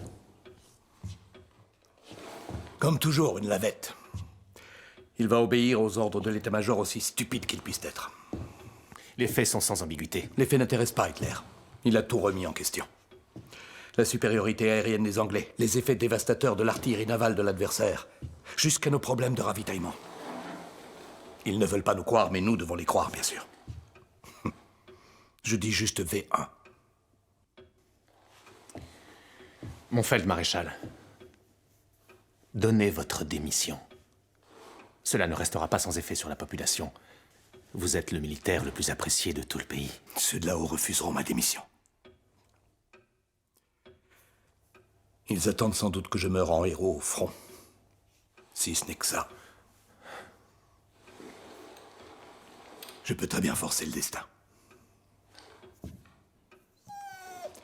Ma famille est préparée.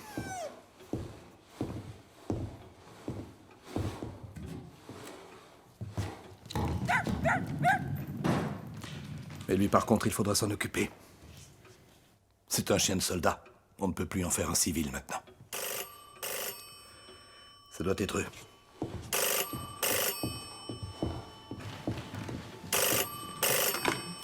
Rommel? Oui.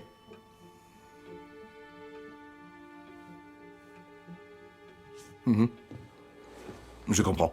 Merci de m'avoir informé. Rundstedt va recevoir la croix de chevalier de la Croix de Fer. Ensuite, il demandera à être relevé. Et vous? Je ne pars pas. Vous serez le successeur de Rundstedt? Non. Le général Feldmaréchal von Kluge commandera le front ouest.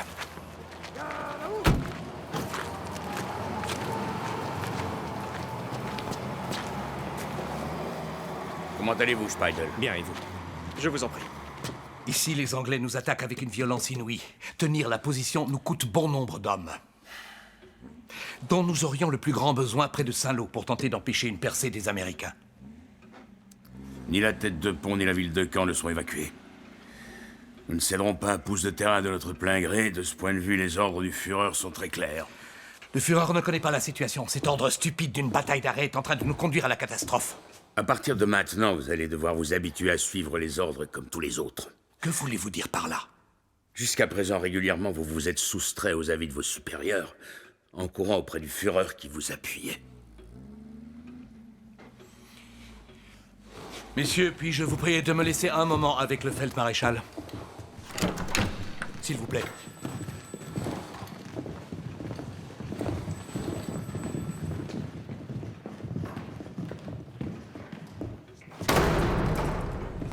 Vous semblez oublier que vous avez devant vous un Feldmaréchal. Rommel, j'exige que tous les comptes rendus des situations de vos commandants en chef sur le front me soient présentés. Je veux aussi que des statistiques scrupuleuses soient faites sur toutes les portées, les charges ainsi que les munitions de l'artillerie navale de l'adversaire anglais. Mais allez donc faire un tour sur le front! Là, vous comprendrez quels sont les effets dévastateurs de l'artillerie adverse. On voit bien, monsieur Rommel, que jusqu'à maintenant, vous n'avez jamais été à la tête que d'une seule division.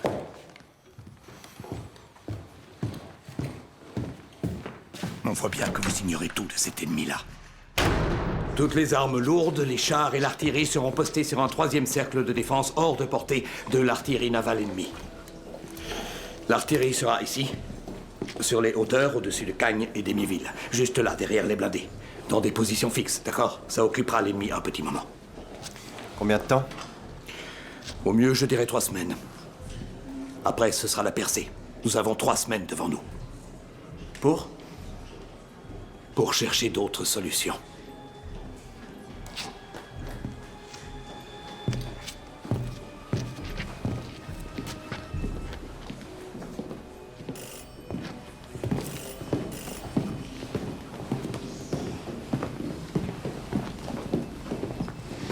Mon feld-maréchal?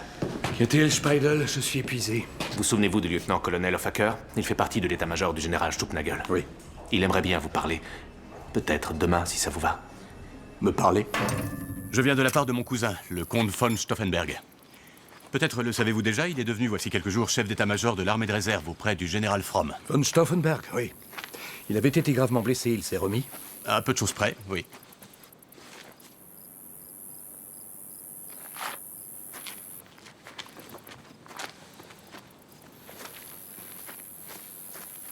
Il vous prie de bien vouloir lui faire une estimation de la situation dans l'Ouest. Je croyais que mon estimation était connue même à l'armée de réserve.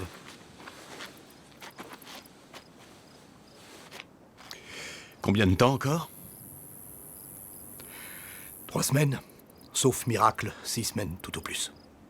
Vous pensez que la guerre est perdue? Qu'attendez-vous réellement de moi, monsieur von Hoffacker? Seriez-vous prêt à agir pour l'Allemagne? Il me semble que c'est déjà ce que je fais. Oui, mais je parle d'une autre Allemagne. C'est-à-dire d'un autre gouvernement.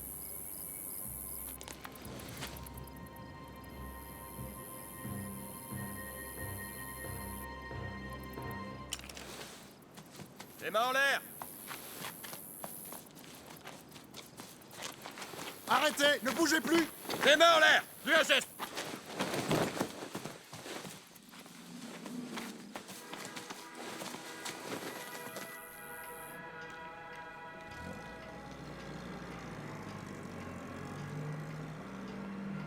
Panzer en avant! Dans la campagne fertile de Normandie, la mort fait une récolte cruelle. Les munitions extraordinaires des blindés allemands traversent même l'acier le plus dur. Dans la région de Caen et de Bayeux, une bataille difficile fait rage. Le grand combat décisif pour l'Europe a commencé. Le général feld-maréchal Rommel, mon général feld-maréchal. J'ai lu votre compte-rendu de situation, général feld-maréchal. Et? Vous voulez bien accepter mes excuses. Je vais téléphoner au Führer et l'informer que je suis d'accord avec vous et que les choses ici sont très sérieuses. D'heure en heure, à Saint-Lô, la percée des Américains menace. Dans certains secteurs, presque tous les soldats sont morts ou gravement blessés. Informer le Führer ne suffit plus. Que proposez-vous? Le Führer doit donner son accord pour des négociations de paix, sinon nous prendrons le parti d'ouvrir le front. Vous voulez lancer un ultimatum à Hitler? Appelez ça comme vous voulez. Je vais lui donner une dernière chance de se prononcer. Mais s'il n'en tire pas les conséquences, alors j'agirai. Puis-je compter sur vous? Rommel, vous vous faites des illusions. Hitler ne se laissera pas impressionner par votre ultimatum. Ça ne nous enlève pas la responsabilité d'agir. Alors êtes-vous d'accord maintenant pour que mon chef d'état-major écrive un message dans ce sens à Hitler?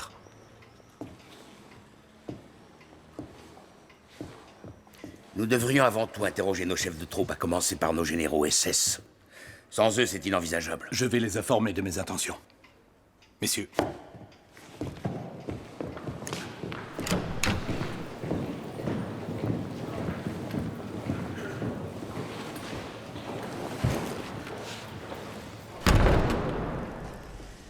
D'après vous, il sait? Ou il ne sait rien du tout? Il sait quoi? Qu'à Berlin, à l'heure actuelle, un coup d'État est projeté. Qui vous a raconté ça? Le général Speidel. Il n'a pas hésité à y faire allusion devant moi. Dans ce contexte, on a prononcé votre nom plusieurs fois. Je ne comprends pas ce que vous dites. La situation sur le front devient de jour en jour plus difficile. Nous avons perdu 97 000 hommes. Les pertes matérielles des troupes engagées sont elles aussi extrêmement élevées. Et n'ont pu être remplacées que dans une très petite mesure jusqu'à ce jour. 2360 officiers, c'est-à-dire en moyenne environ 2500 ou 3000 hommes. Il y a jusqu'à aujourd'hui à peu près 10 000 Les hommes. combats ont montré qu'étant donné l'engagement en matériel de l'ennemi, même la troupe la plus vaillante est mise en pièces et condamnée à perdre beaucoup d'hommes courageux, d'armes et aussi... Nous avons un problème, mon Feldmaréchal. Heil Hitler, mon colonel! Heil Hitler! Heil Hitler, mon général Feldmaréchal. Qu'est-ce qui me vaut l'honneur de votre visite? Nous avons des raisons de penser que des saboteurs français se cachent ici. Ici, dans mon QG, dans ce château. C'est bien ce que je dis. La nièce du comte. La famille du comte est sous ma protection personnelle, vous le savez. Qui vous affirme ça? Nous avons arrêté un agent britannique hier dans la journée. Il a formellement accusé la comtesse. Vous plaisantez? Je comprends que ça vous fasse un choc. Vous devriez plutôt nous être reconnaissants. Il préparait un attentat contre votre personne. Mon colonel, ça va vous intéresser.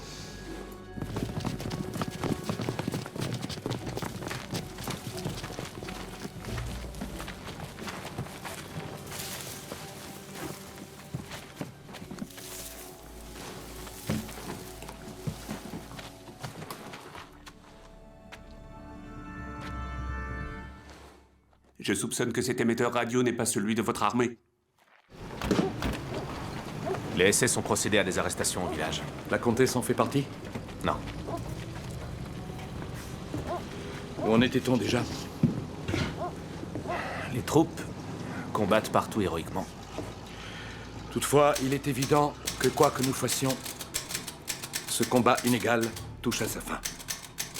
Selon moi, nous devons tirer les conclusions politiques, entre autres, qui s'imposent dans cette situation. Selon moi, nous devons tirer les conclusions politiques, entre autres, qui s'imposent dans cette situation. Vous voulez vraiment envoyer ça? Vous avez raison. C'est trop risqué. Je vais lui en parler.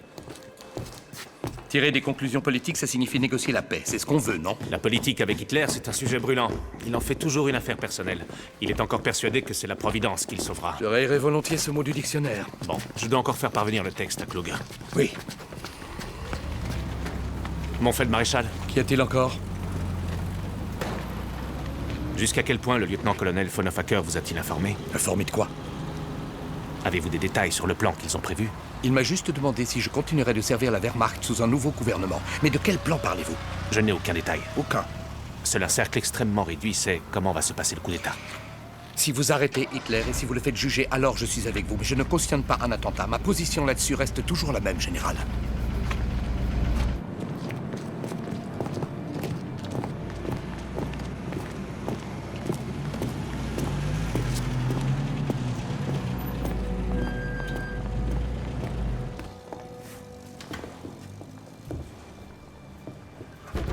Il n'est pas du tout au courant pour l'attentat. Von Hoffacker n'a jamais évoqué cette question avec lui. Il est persuadé qu'on va arrêter Hitler et le conduire au tribunal. Von Hoffacker nous a assuré que Rommel se tenait à disposition pour négocier la paix en temps voulu. Pour négocier la paix. Pas pour un attentat. Il se doute bien que c'est par la force qu'Hitler sera remplacé. Le remplacer par la force ne signifie pas l'assassiner. Écoutez, messieurs. Peut-être ne sommes-nous pas tous faits pour ce genre de choses, mais il faut le faire avec ou sans Rommel. On va lancer un ultimatum à Hitler. Quoi? Ou bien Hitler consent à mettre en place des négociations de paix, ou bien Rommel et Klug ouvrent le front ouest. Dès qu'il recevra cet ultimatum, Hitler fera remplacer Rommel sur le front. En tout cas, ça menace la réussite de Valkyrie. Valkyrie? Mon général, les hommes de von Stauffenberg, à la demande du Führer, ont mis en place un plan pour le cas où l'on devrait faire face à un état d'urgence national. L'armée de réserve en est le centre. Elle s'apprête à reprendre le pouvoir de l'intérieur à condition qu'il y ait un attentat contre Hitler. Donc ceux qui dirigeront le coup d'État n'apparaîtront pas comme instigateurs de l'attentat? Non. On croira que c'est une tentative de putsch par quelques-uns du parti et par des SS. Vous comprenez, le plan fait intervenir dans tout le pays des services qui ne sont absolument pas au courant. Il croit sincèrement agir dans le sens du plan d'état d'urgence approuvé par Hitler en vue de contenir toute éventuelle insurrection. Il ne nous manque qu'une raison de le déclencher.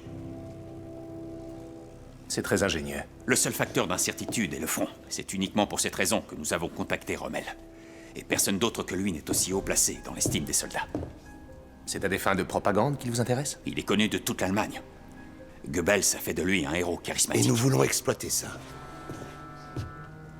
Une occasion unique se présente à lui maintenant de rendre un incomparable service au peuple.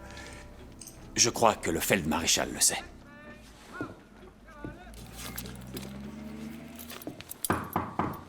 Oui. Général Feldmaréchal. Bonjour, Speidel. Que se passe-t-il? Aldinger vient de me dire que vous vous rendiez ce matin auprès du général Dietrich. Oui, je vais sur le front à Caen. Pourquoi? Allez-vous l'informer du projet d'ultimatum au Führer? Naturellement. Cet homme est un national-socialiste pur et dur. Il va tout de suite braquer les SS contre Je vous. sais très bien à quel homme j'ai affaire, mais on n'a pas le choix. Sinon, les Waffen-SS vont continuer de tirer alors que la Wehrmacht ouvrira le front. Vous feriez tout aussi bien de prévenir Himmler ou Goebbels. Dietrich est un homme de terrain. Il connaît les réalités. Je dois vous transmettre que la division blindée du comte von Schwerin est prête à désarmer les SS et à intervenir. Dites-moi, Speidel, puis-je encore décider de mes faits et gestes? Tout à fait. Notre ennemi, c'est toujours l'Ouest. Souvenez-vous-en. Oui.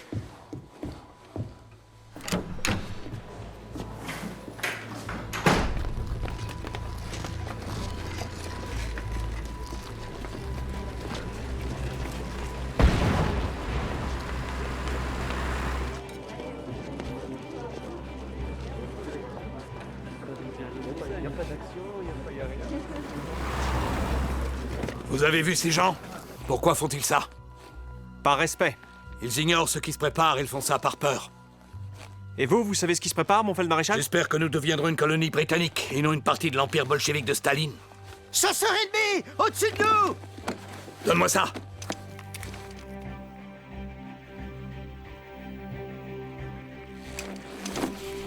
Tu vois le chemin là? Essaye d'atteindre la forêt. Là, sur le côté. Allez, accélère!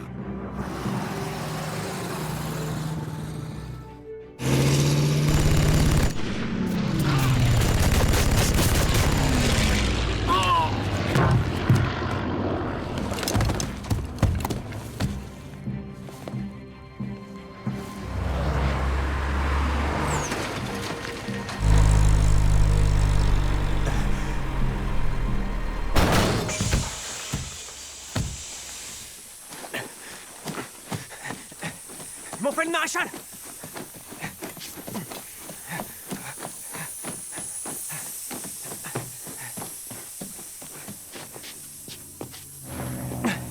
Aide-moi! Dépêche-toi!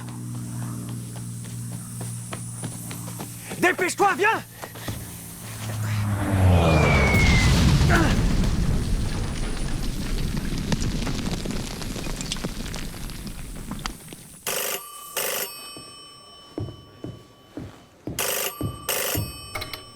Ici Blumentritt.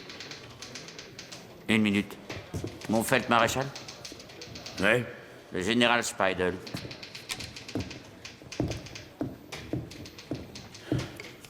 Ici Klug.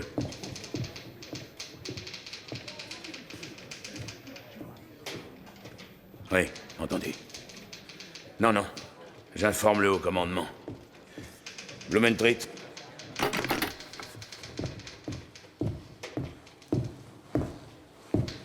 La voiture de Rommel a été attaquée, le Feldmaréchal est gravement blessé, on ne sait pas s'il va s'en sortir. C'est une catastrophe! Établissez une liaison avec le commandement suprême. Au fait, Blumentritt, qu'en est-il de la lettre que Rommel avait rédigée? A-t-elle été envoyée au Führer? Non, vous vouliez encore la compléter. Oui, oui. Classez-la dans le dossier pour l'instant.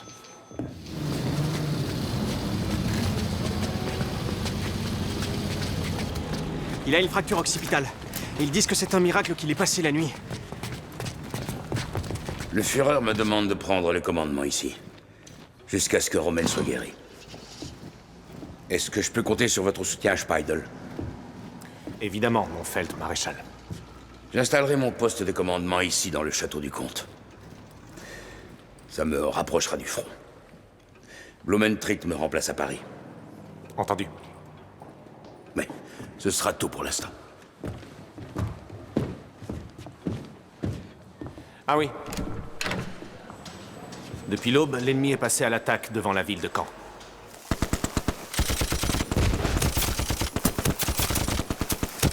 Durant les lourds bombardements de la première vague offensive, la 16e division de campagne de notre force aérienne et la 272e division d'infanterie qui se trouvait en première ligne ont été éliminés.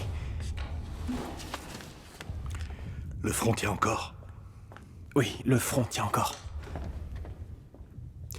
Des nouvelles de Daniel? Il nous a quittés. Il avait perdu ses forces. Il est mort la nuit dernière. Vous avez un télégramme du Führer. Ah oui? Acceptez, monsieur le Feldmaréchal, mes meilleurs vœux pour votre future et prochaine guérison. Signé Adolf Hitler. Et c'est tout? Oui, mon Feldmaréchal.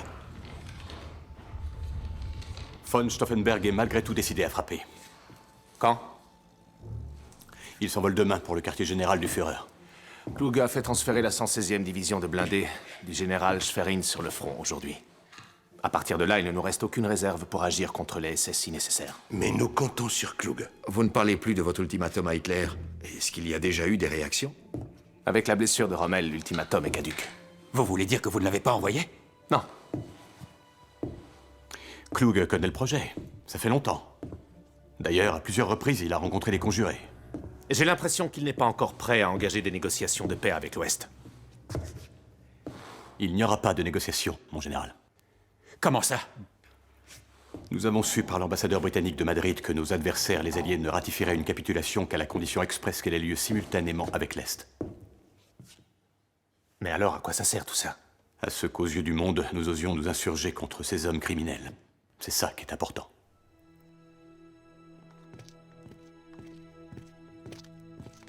Le voilà, allez-y.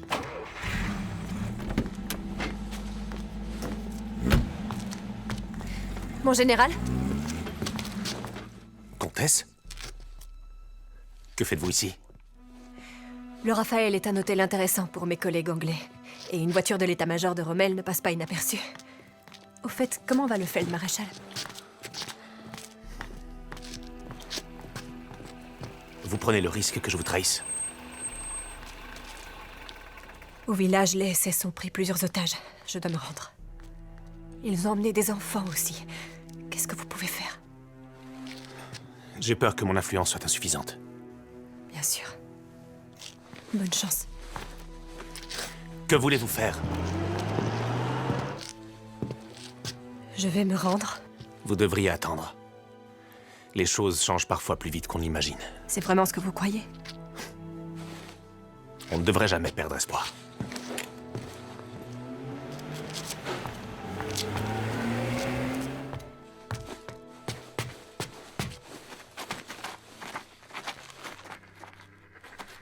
Dans la nuit du 18 au 19 juillet, les chasseurs ont abattu dans le nord de la France 30 bombardiers britanniques à 4 moteurs. Des batteries situées sur les îles anglo-normandes ont tiré sur un destroyer d'escorte en feu qui a coulé après de violentes explosions. En Normandie, l'ennemi a poursuivi ses offensives tout au long du jour. Dans la région qui s'étend à l'est et au sud-est de Caen, avec un important soutien aérien, sans parvenir pour autant à la percée souhaitée. Ici Fink? Ici le bureau de la ville de Zossen. Tout est prêt pour l'exercice? Oui.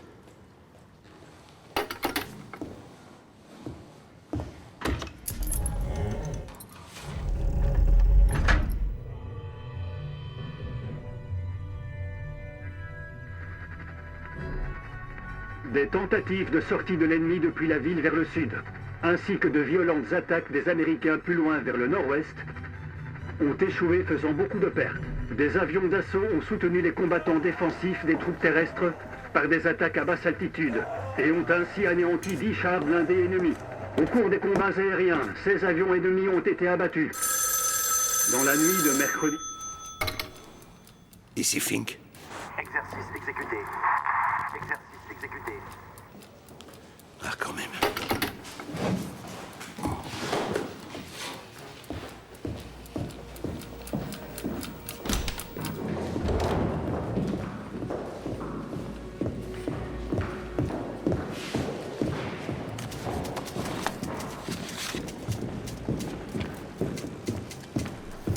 Mon général, un putsch de la Gestapo vient d'avoir lieu à Berlin. Un attentat contre le Führer. Le Führer est mort. Le Feldmaréchal Witzleben et le général des armées Beck ont immédiatement formé un gouvernement provisoire. Fink, qui vous a transmis toutes ces nouvelles? Le commandement militaire a appelé. Le général Stuttnagel. Un putsch de la Gestapo et des SS a eu lieu à Berlin aujourd'hui. Le Führer est mort. À Paris, le SD doit être suspendu. Les dirigeants SS les plus gradés doivent également être arrêtés. Voici les plans de tous les logements des agents SS et SD, d'après les relevés effectués ces derniers jours. Tout est clair? À vos ordres. À vos ordres. Au Facker. 1 minute. Le général Speidel, pour vous. Stuttnagel. Le Feldmaréchal Kluge vous demande de venir aux environs de 20 h au quartier général du groupe d'armées. C'est de la plus grande importance. Entendu.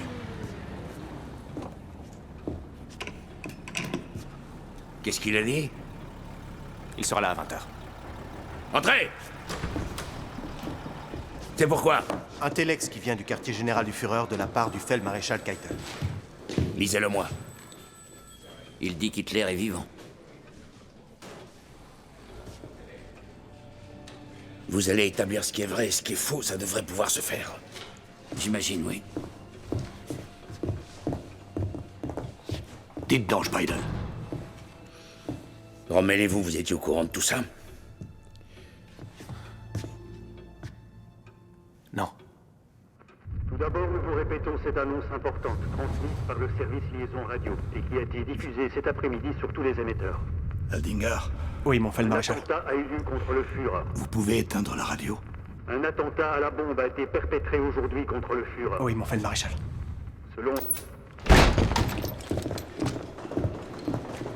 Qu'est-ce que ça signifie, colonel? Nous sommes ici pour vous arrêter, colonel Oberg. Ordre du général Stuttnagel. Qu'est-ce que vous dites?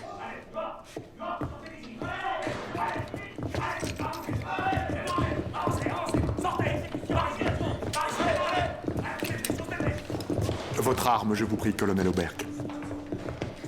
Ça, vous allez le regretter.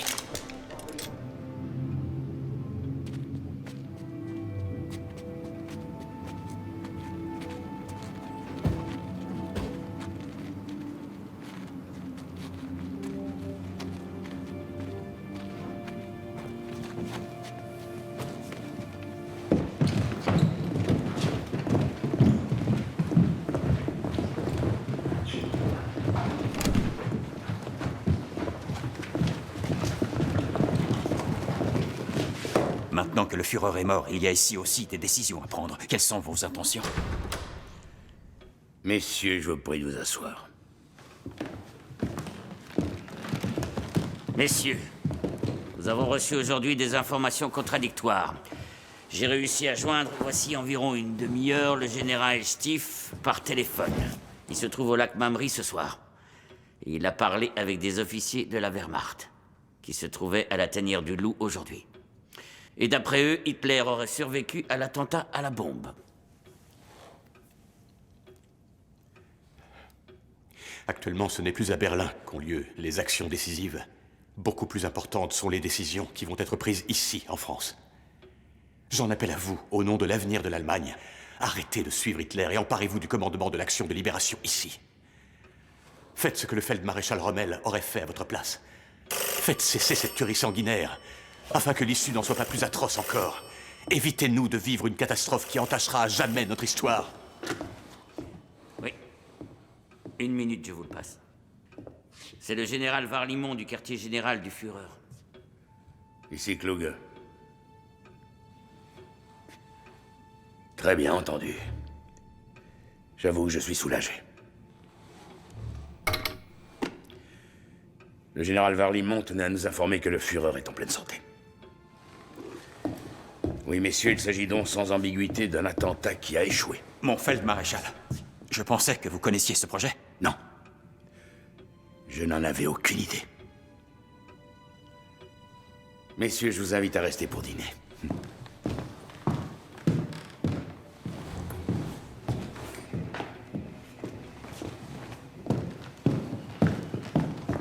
Oui. Je vous en prie, messieurs.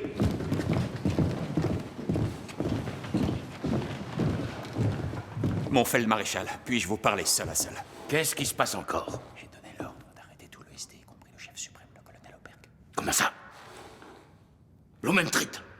Le service de sécurité à Paris et son chef suprême, le colonel Oberg, doivent être arrêtés, ou le sont peut-être déjà. C'est ce que le général a cru bon d'ordonner. Il a donné cet ordre sans chercher à vérifier l'information, et sans en avertir son commandant en chef. C'est d'un individualisme et d'une inconséquence inouïe.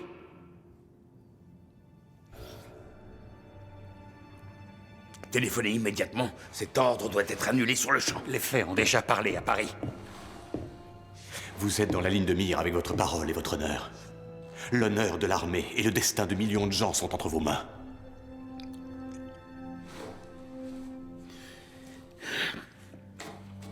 Oui. Sauf que le cochon n'est pas mort.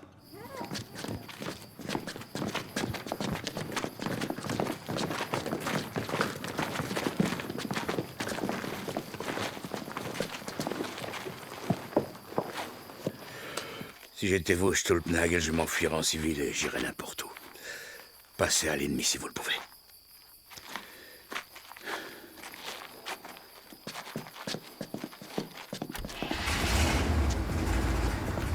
Toute une petite clique d'officiers criminels orgueilleux sans scrupules et tout à fait déraisonnables ont ourdi un complot pour se débarrasser de moi et éliminer du même coup tous les officiers de l'état-major de la direction de la Wehrmacht allemande. La bombe qui a été posée par le comte von Stauffenberg a explosé à 2 mètres sur ma droite. Elle a très grièvement blessé plusieurs de mes collaborateurs les plus fidèles. L'un d'eux n'a pas survécu. Quant à moi, je suis indemne, à peine une petite blessure à la main.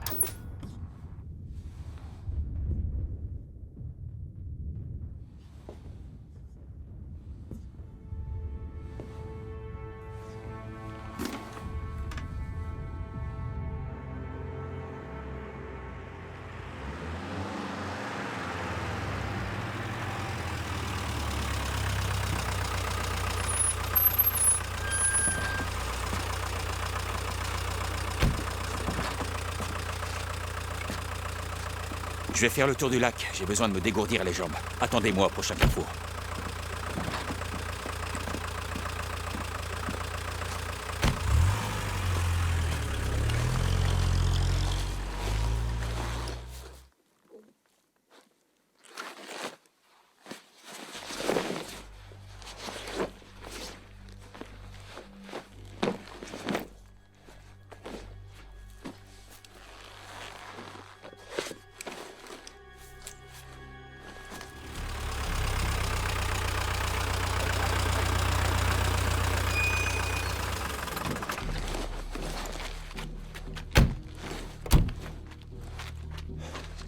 Une cigarette? Ouais.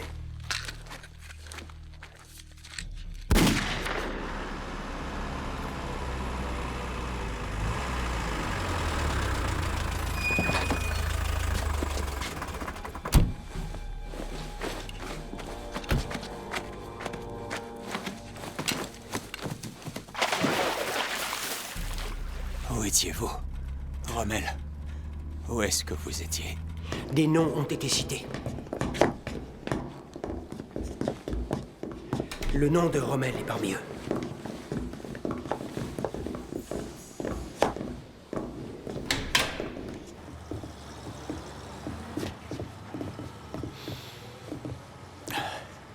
Merci d'être venu, mon général. Mais en réalité, tout est réglé maintenant. Je prends la responsabilité pour l'insurrection ici, à Paris. Seuls Stulpnagel et moi étions avertis. Tous les autres ont été laissés dans le doute. Je tiens à m'en excuser, mais je ne regrette rien. Des noms ont été prononcés, dont le vôtre, à cause d'une réunion apparemment que vous auriez eu avec Ofaker le 9 juillet. Je n'en ai pas souvenir.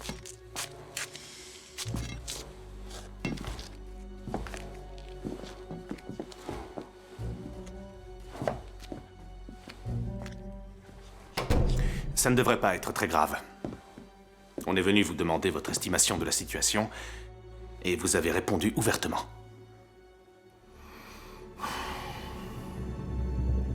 Et où en est-on sur le front, alors? La 3e armée a percé hier près d'Avranches, en Basse-Normandie.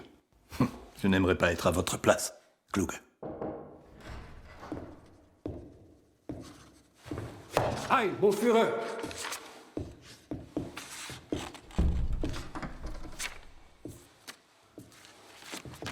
Lisez ça, Keitel.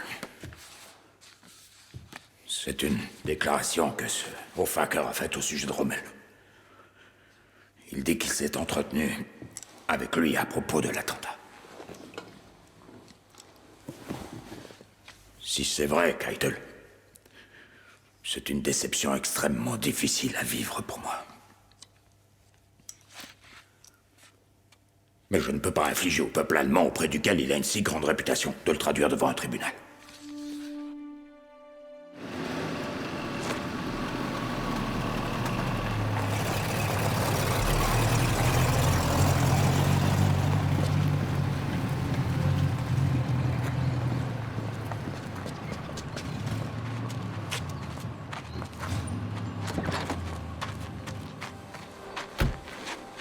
Mon général Feldmaréchal. Häusle, ravi de te revoir.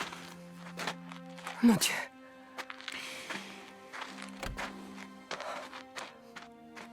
Tant qu'on ne se balade pas avec la tête sous le bras, c'est que c'est pas si grave. Entrons, viens.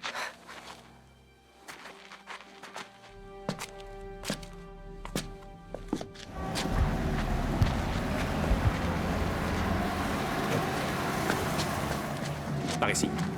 J'ai ici une lettre du Führer qui vous est personnellement adressée. Il vous prie de venir lui faire un rapport à Berlin. Un rapport sur quoi?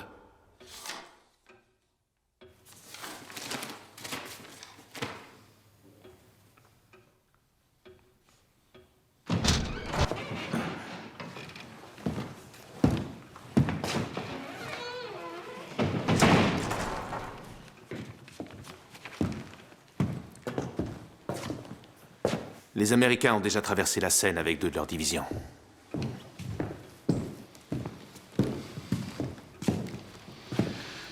Eh oui, Speidel. On dirait que c'en est fini pour moi.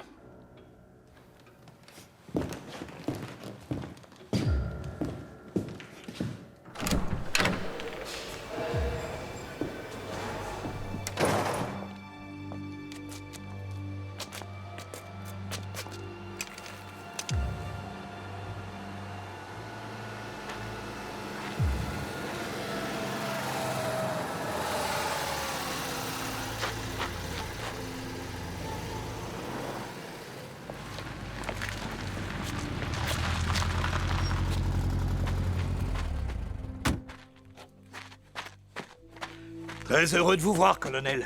Comment allez-vous? Ça va. J'aimerais avoir un bref entretien avec vous. Tu peux rejoindre ta mère, dis-lui que nous avons des invités. D'accord. Que se passe-t-il, colonel? Le général Feldmaréchal Kluge est mort. Il a avalé du poison après avoir été convoqué à Berlin par le Führer. Le général Speidel a tout de suite pensé qu'il fallait que vous le sachiez. Oui, c'est clair. Pourquoi était-il convoqué? On pense qu'Hitler l'estime responsable de la dissolution du front de l'Ouest. Tout part à volo sur le front, mon Feldmaréchal. Alors vous n'avez pas honte, espèce de crapule, d'avoir trahi le Führer d'une manière aussi minable et misérable? Je m'en veux juste de ne pas avoir tenté cet attentat moi-même. Parce qu'alors ça n'aurait pas abouti à un échec. Alors ça? Accusé, veuillez vous taire! C'est vous qui devriez vous taire! Aujourd'hui, il s'agit de ma tête, monsieur Freisler! D'ici 1 an, nous nous occuperons de la vôtre.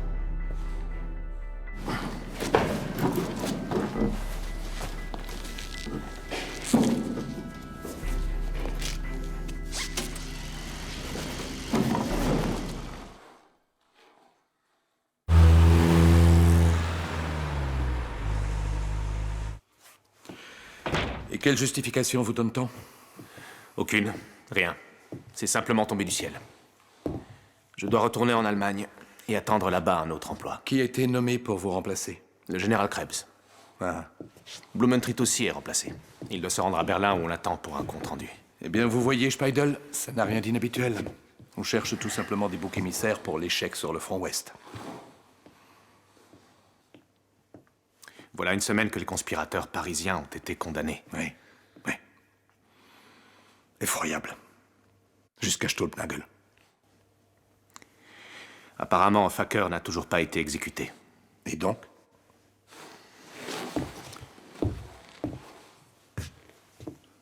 Ils n'en ont pas encore fini avec lui. Vous avez des raisons particulières de vous sentir menacé?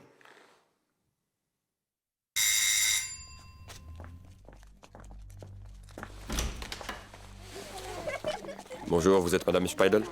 Oui, bonjour. Est-ce qu'on peut voir votre mari?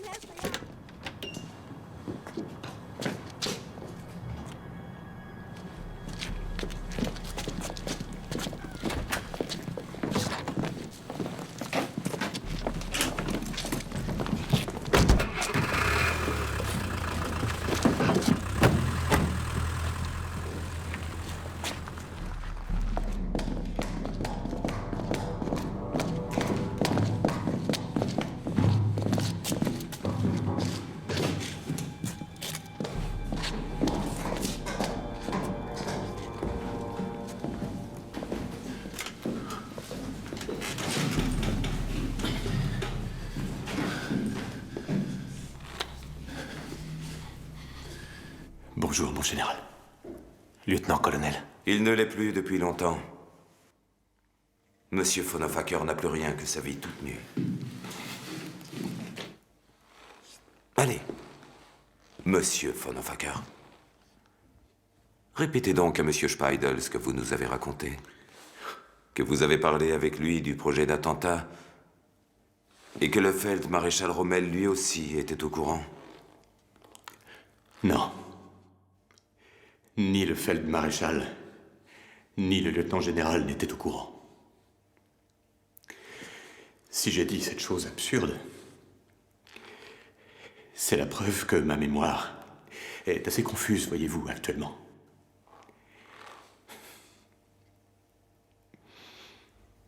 Erlingen, le 1er octobre. Chère Madame Speidel, le sort de votre mari me touche profondément. Évidemment, je suis particulièrement inquiet du fait que depuis 3 semaines, vous n'ayez aucune nouvelle de lui. Je tiens à vous dire à quel point j'ai apprécié ses qualités exceptionnelles en tant que général chef d'état-major à mes côtés. Je vais donc m'employer en faveur de votre époux en écrivant dès maintenant au Führer. Vous, mon Führer, vous savez à quel point j'ai investi toute ma force et tout ce que j'avais d'expérience, que ce soit dans la campagne de France en 1940 ou en Afrique dès 1941 et jusqu'en 1943 ou en Italie la même année ou enfin à l'Ouest en 1944. Je n'ai toujours eu qu'une seule pensée en tête, celle de combattre pour vous et pour notre nouvelle Allemagne. Heil, mon Führer, Erwin Rommel. Peut-être qu'il en a su quelque chose, oui. Mais de là à y participer... Savoir, c'est trahir, mon Feldmaréchal. Si l'on en croit l'explication du lieutenant-général Speidel, il aurait eu connaissance du projet par un officier qu'avait envoyé le général Stulpnagel, a priori il s'agit de Hoffacker, lequel l'aurait informé que l'attentat du 20 juillet 1944 se préparait. Il aurait transmis au Feldmaréchal Rommel ce qu'il venait juste d'apprendre. Néanmoins, Speidel dit avoir ignoré que l'information n'avait jamais été transférée. Je considère cette excuse que nous donne le lieutenant-général comme nulle et non avenue. Cela aurait été justement son devoir de venir transmettre le plan de l'attentat aux autorités. Dans la mesure où Rommel l'a certainement averti qu'il n'était pas dans ses intentions de le faire lui-même. Le Führer nous a fait savoir que la culpabilité du lieutenant-général Speidel ne fait à ses yeux aucun doute. Monsieur le Président, messieurs, quand le général Speidel dit avoir averti Rommel de l'imminence d'un attentat dirigé contre le Führer, la procédure voudrait que l'accusation prouve qu'il ne dit pas la vérité. De fait, nous passons beaucoup de temps et d'énergie à tenter de disculper le lieutenant-général Speidel. Alors qu'en réalité, les faits étant si graves, Speidel n'aurait jamais dû compter sur le général Feldmaréchal pour divulguer cette affaire. Pouvez-vous me dire sur quoi devrait compter un soldat, si ce n'est sur l'accomplissement de son devoir par son supérieur? Vous avez conscience de la portée de ce que vous venez de dire pour Rommel?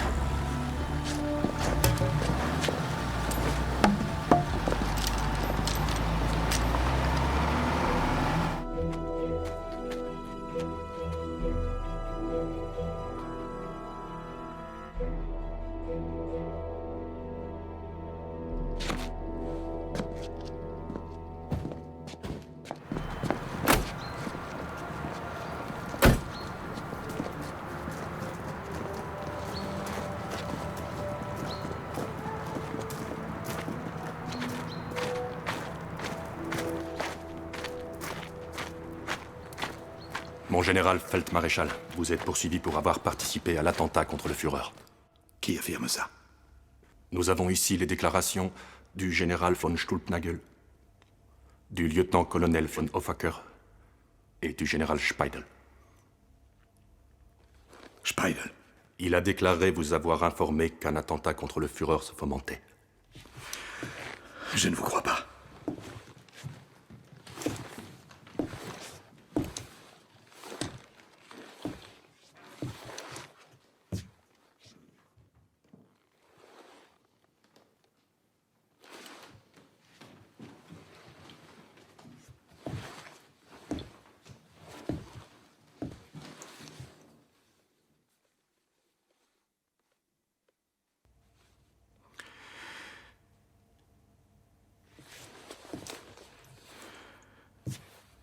Très bien. Je me suis fourvoyé. Je vais en assumer les conséquences. Voulez-vous bien nous laisser une minute, s'il vous plaît?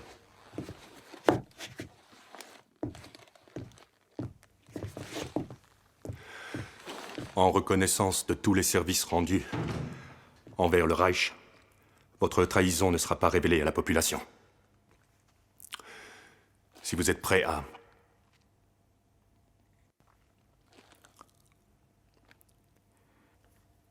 Au pistolet, je ne me sens pas très sûr. J'ai apporté quelque chose exprès pour ça, ça ne dure que 3 secondes. Que deviendra ma famille? La détention leur sera épargnée. Ils ont prévu pour vous des funérailles nationales. Et votre femme percevra la pension qui revient à toute veuve d'un général Feldmaréchal. Merci. Est-ce que je peux aller prendre congé de ma femme et de mon fils? Bien entendu.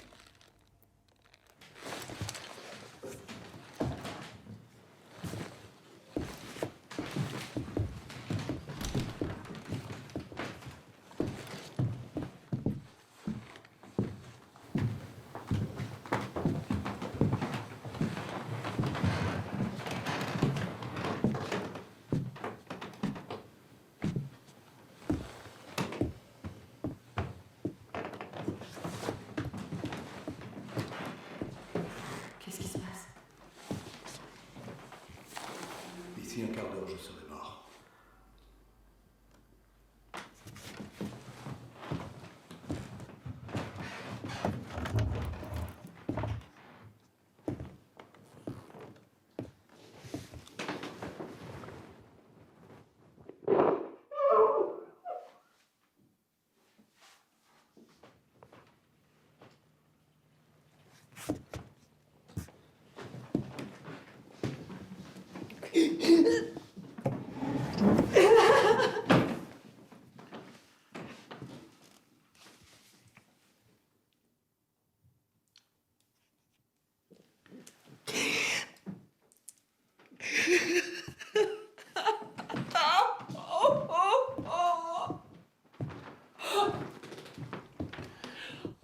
Viens maintenant, mon fils.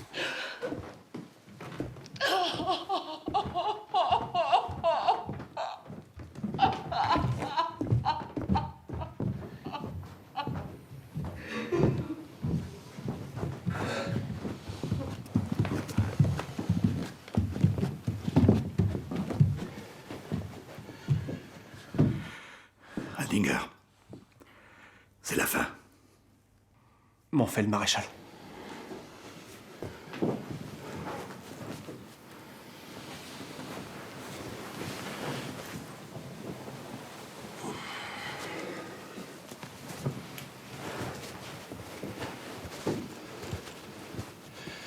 Je suis innocent. Je n'ai pas participé à l'attentat.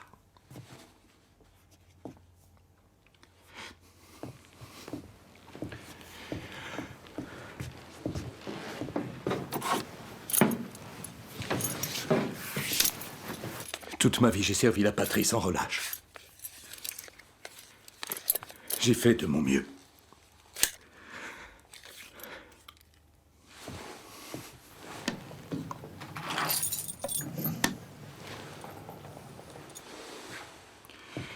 Saluez les camarades, particulièrement ceux de l'Afrique.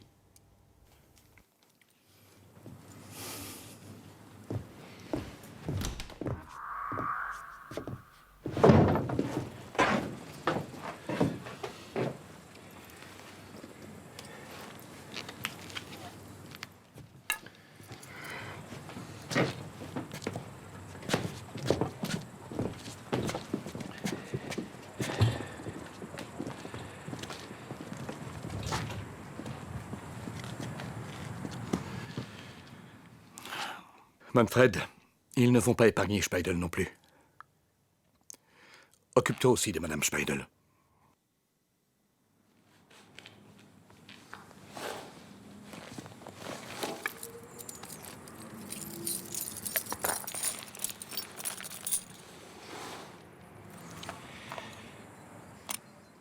Porte-toi bien, mon fils.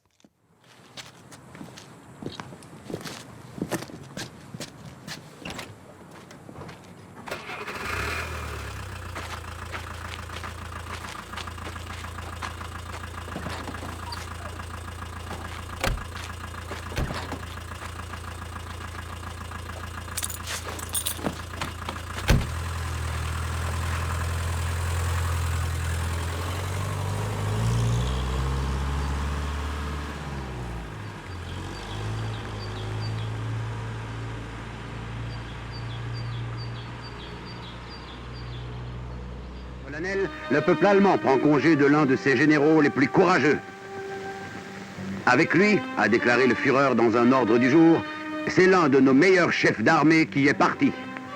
Son nom est devenu, dans le combat fatidique que mène aujourd'hui le peuple allemand, le symbole d'un courage remarquable et d'un élan intrépide jamais démenti.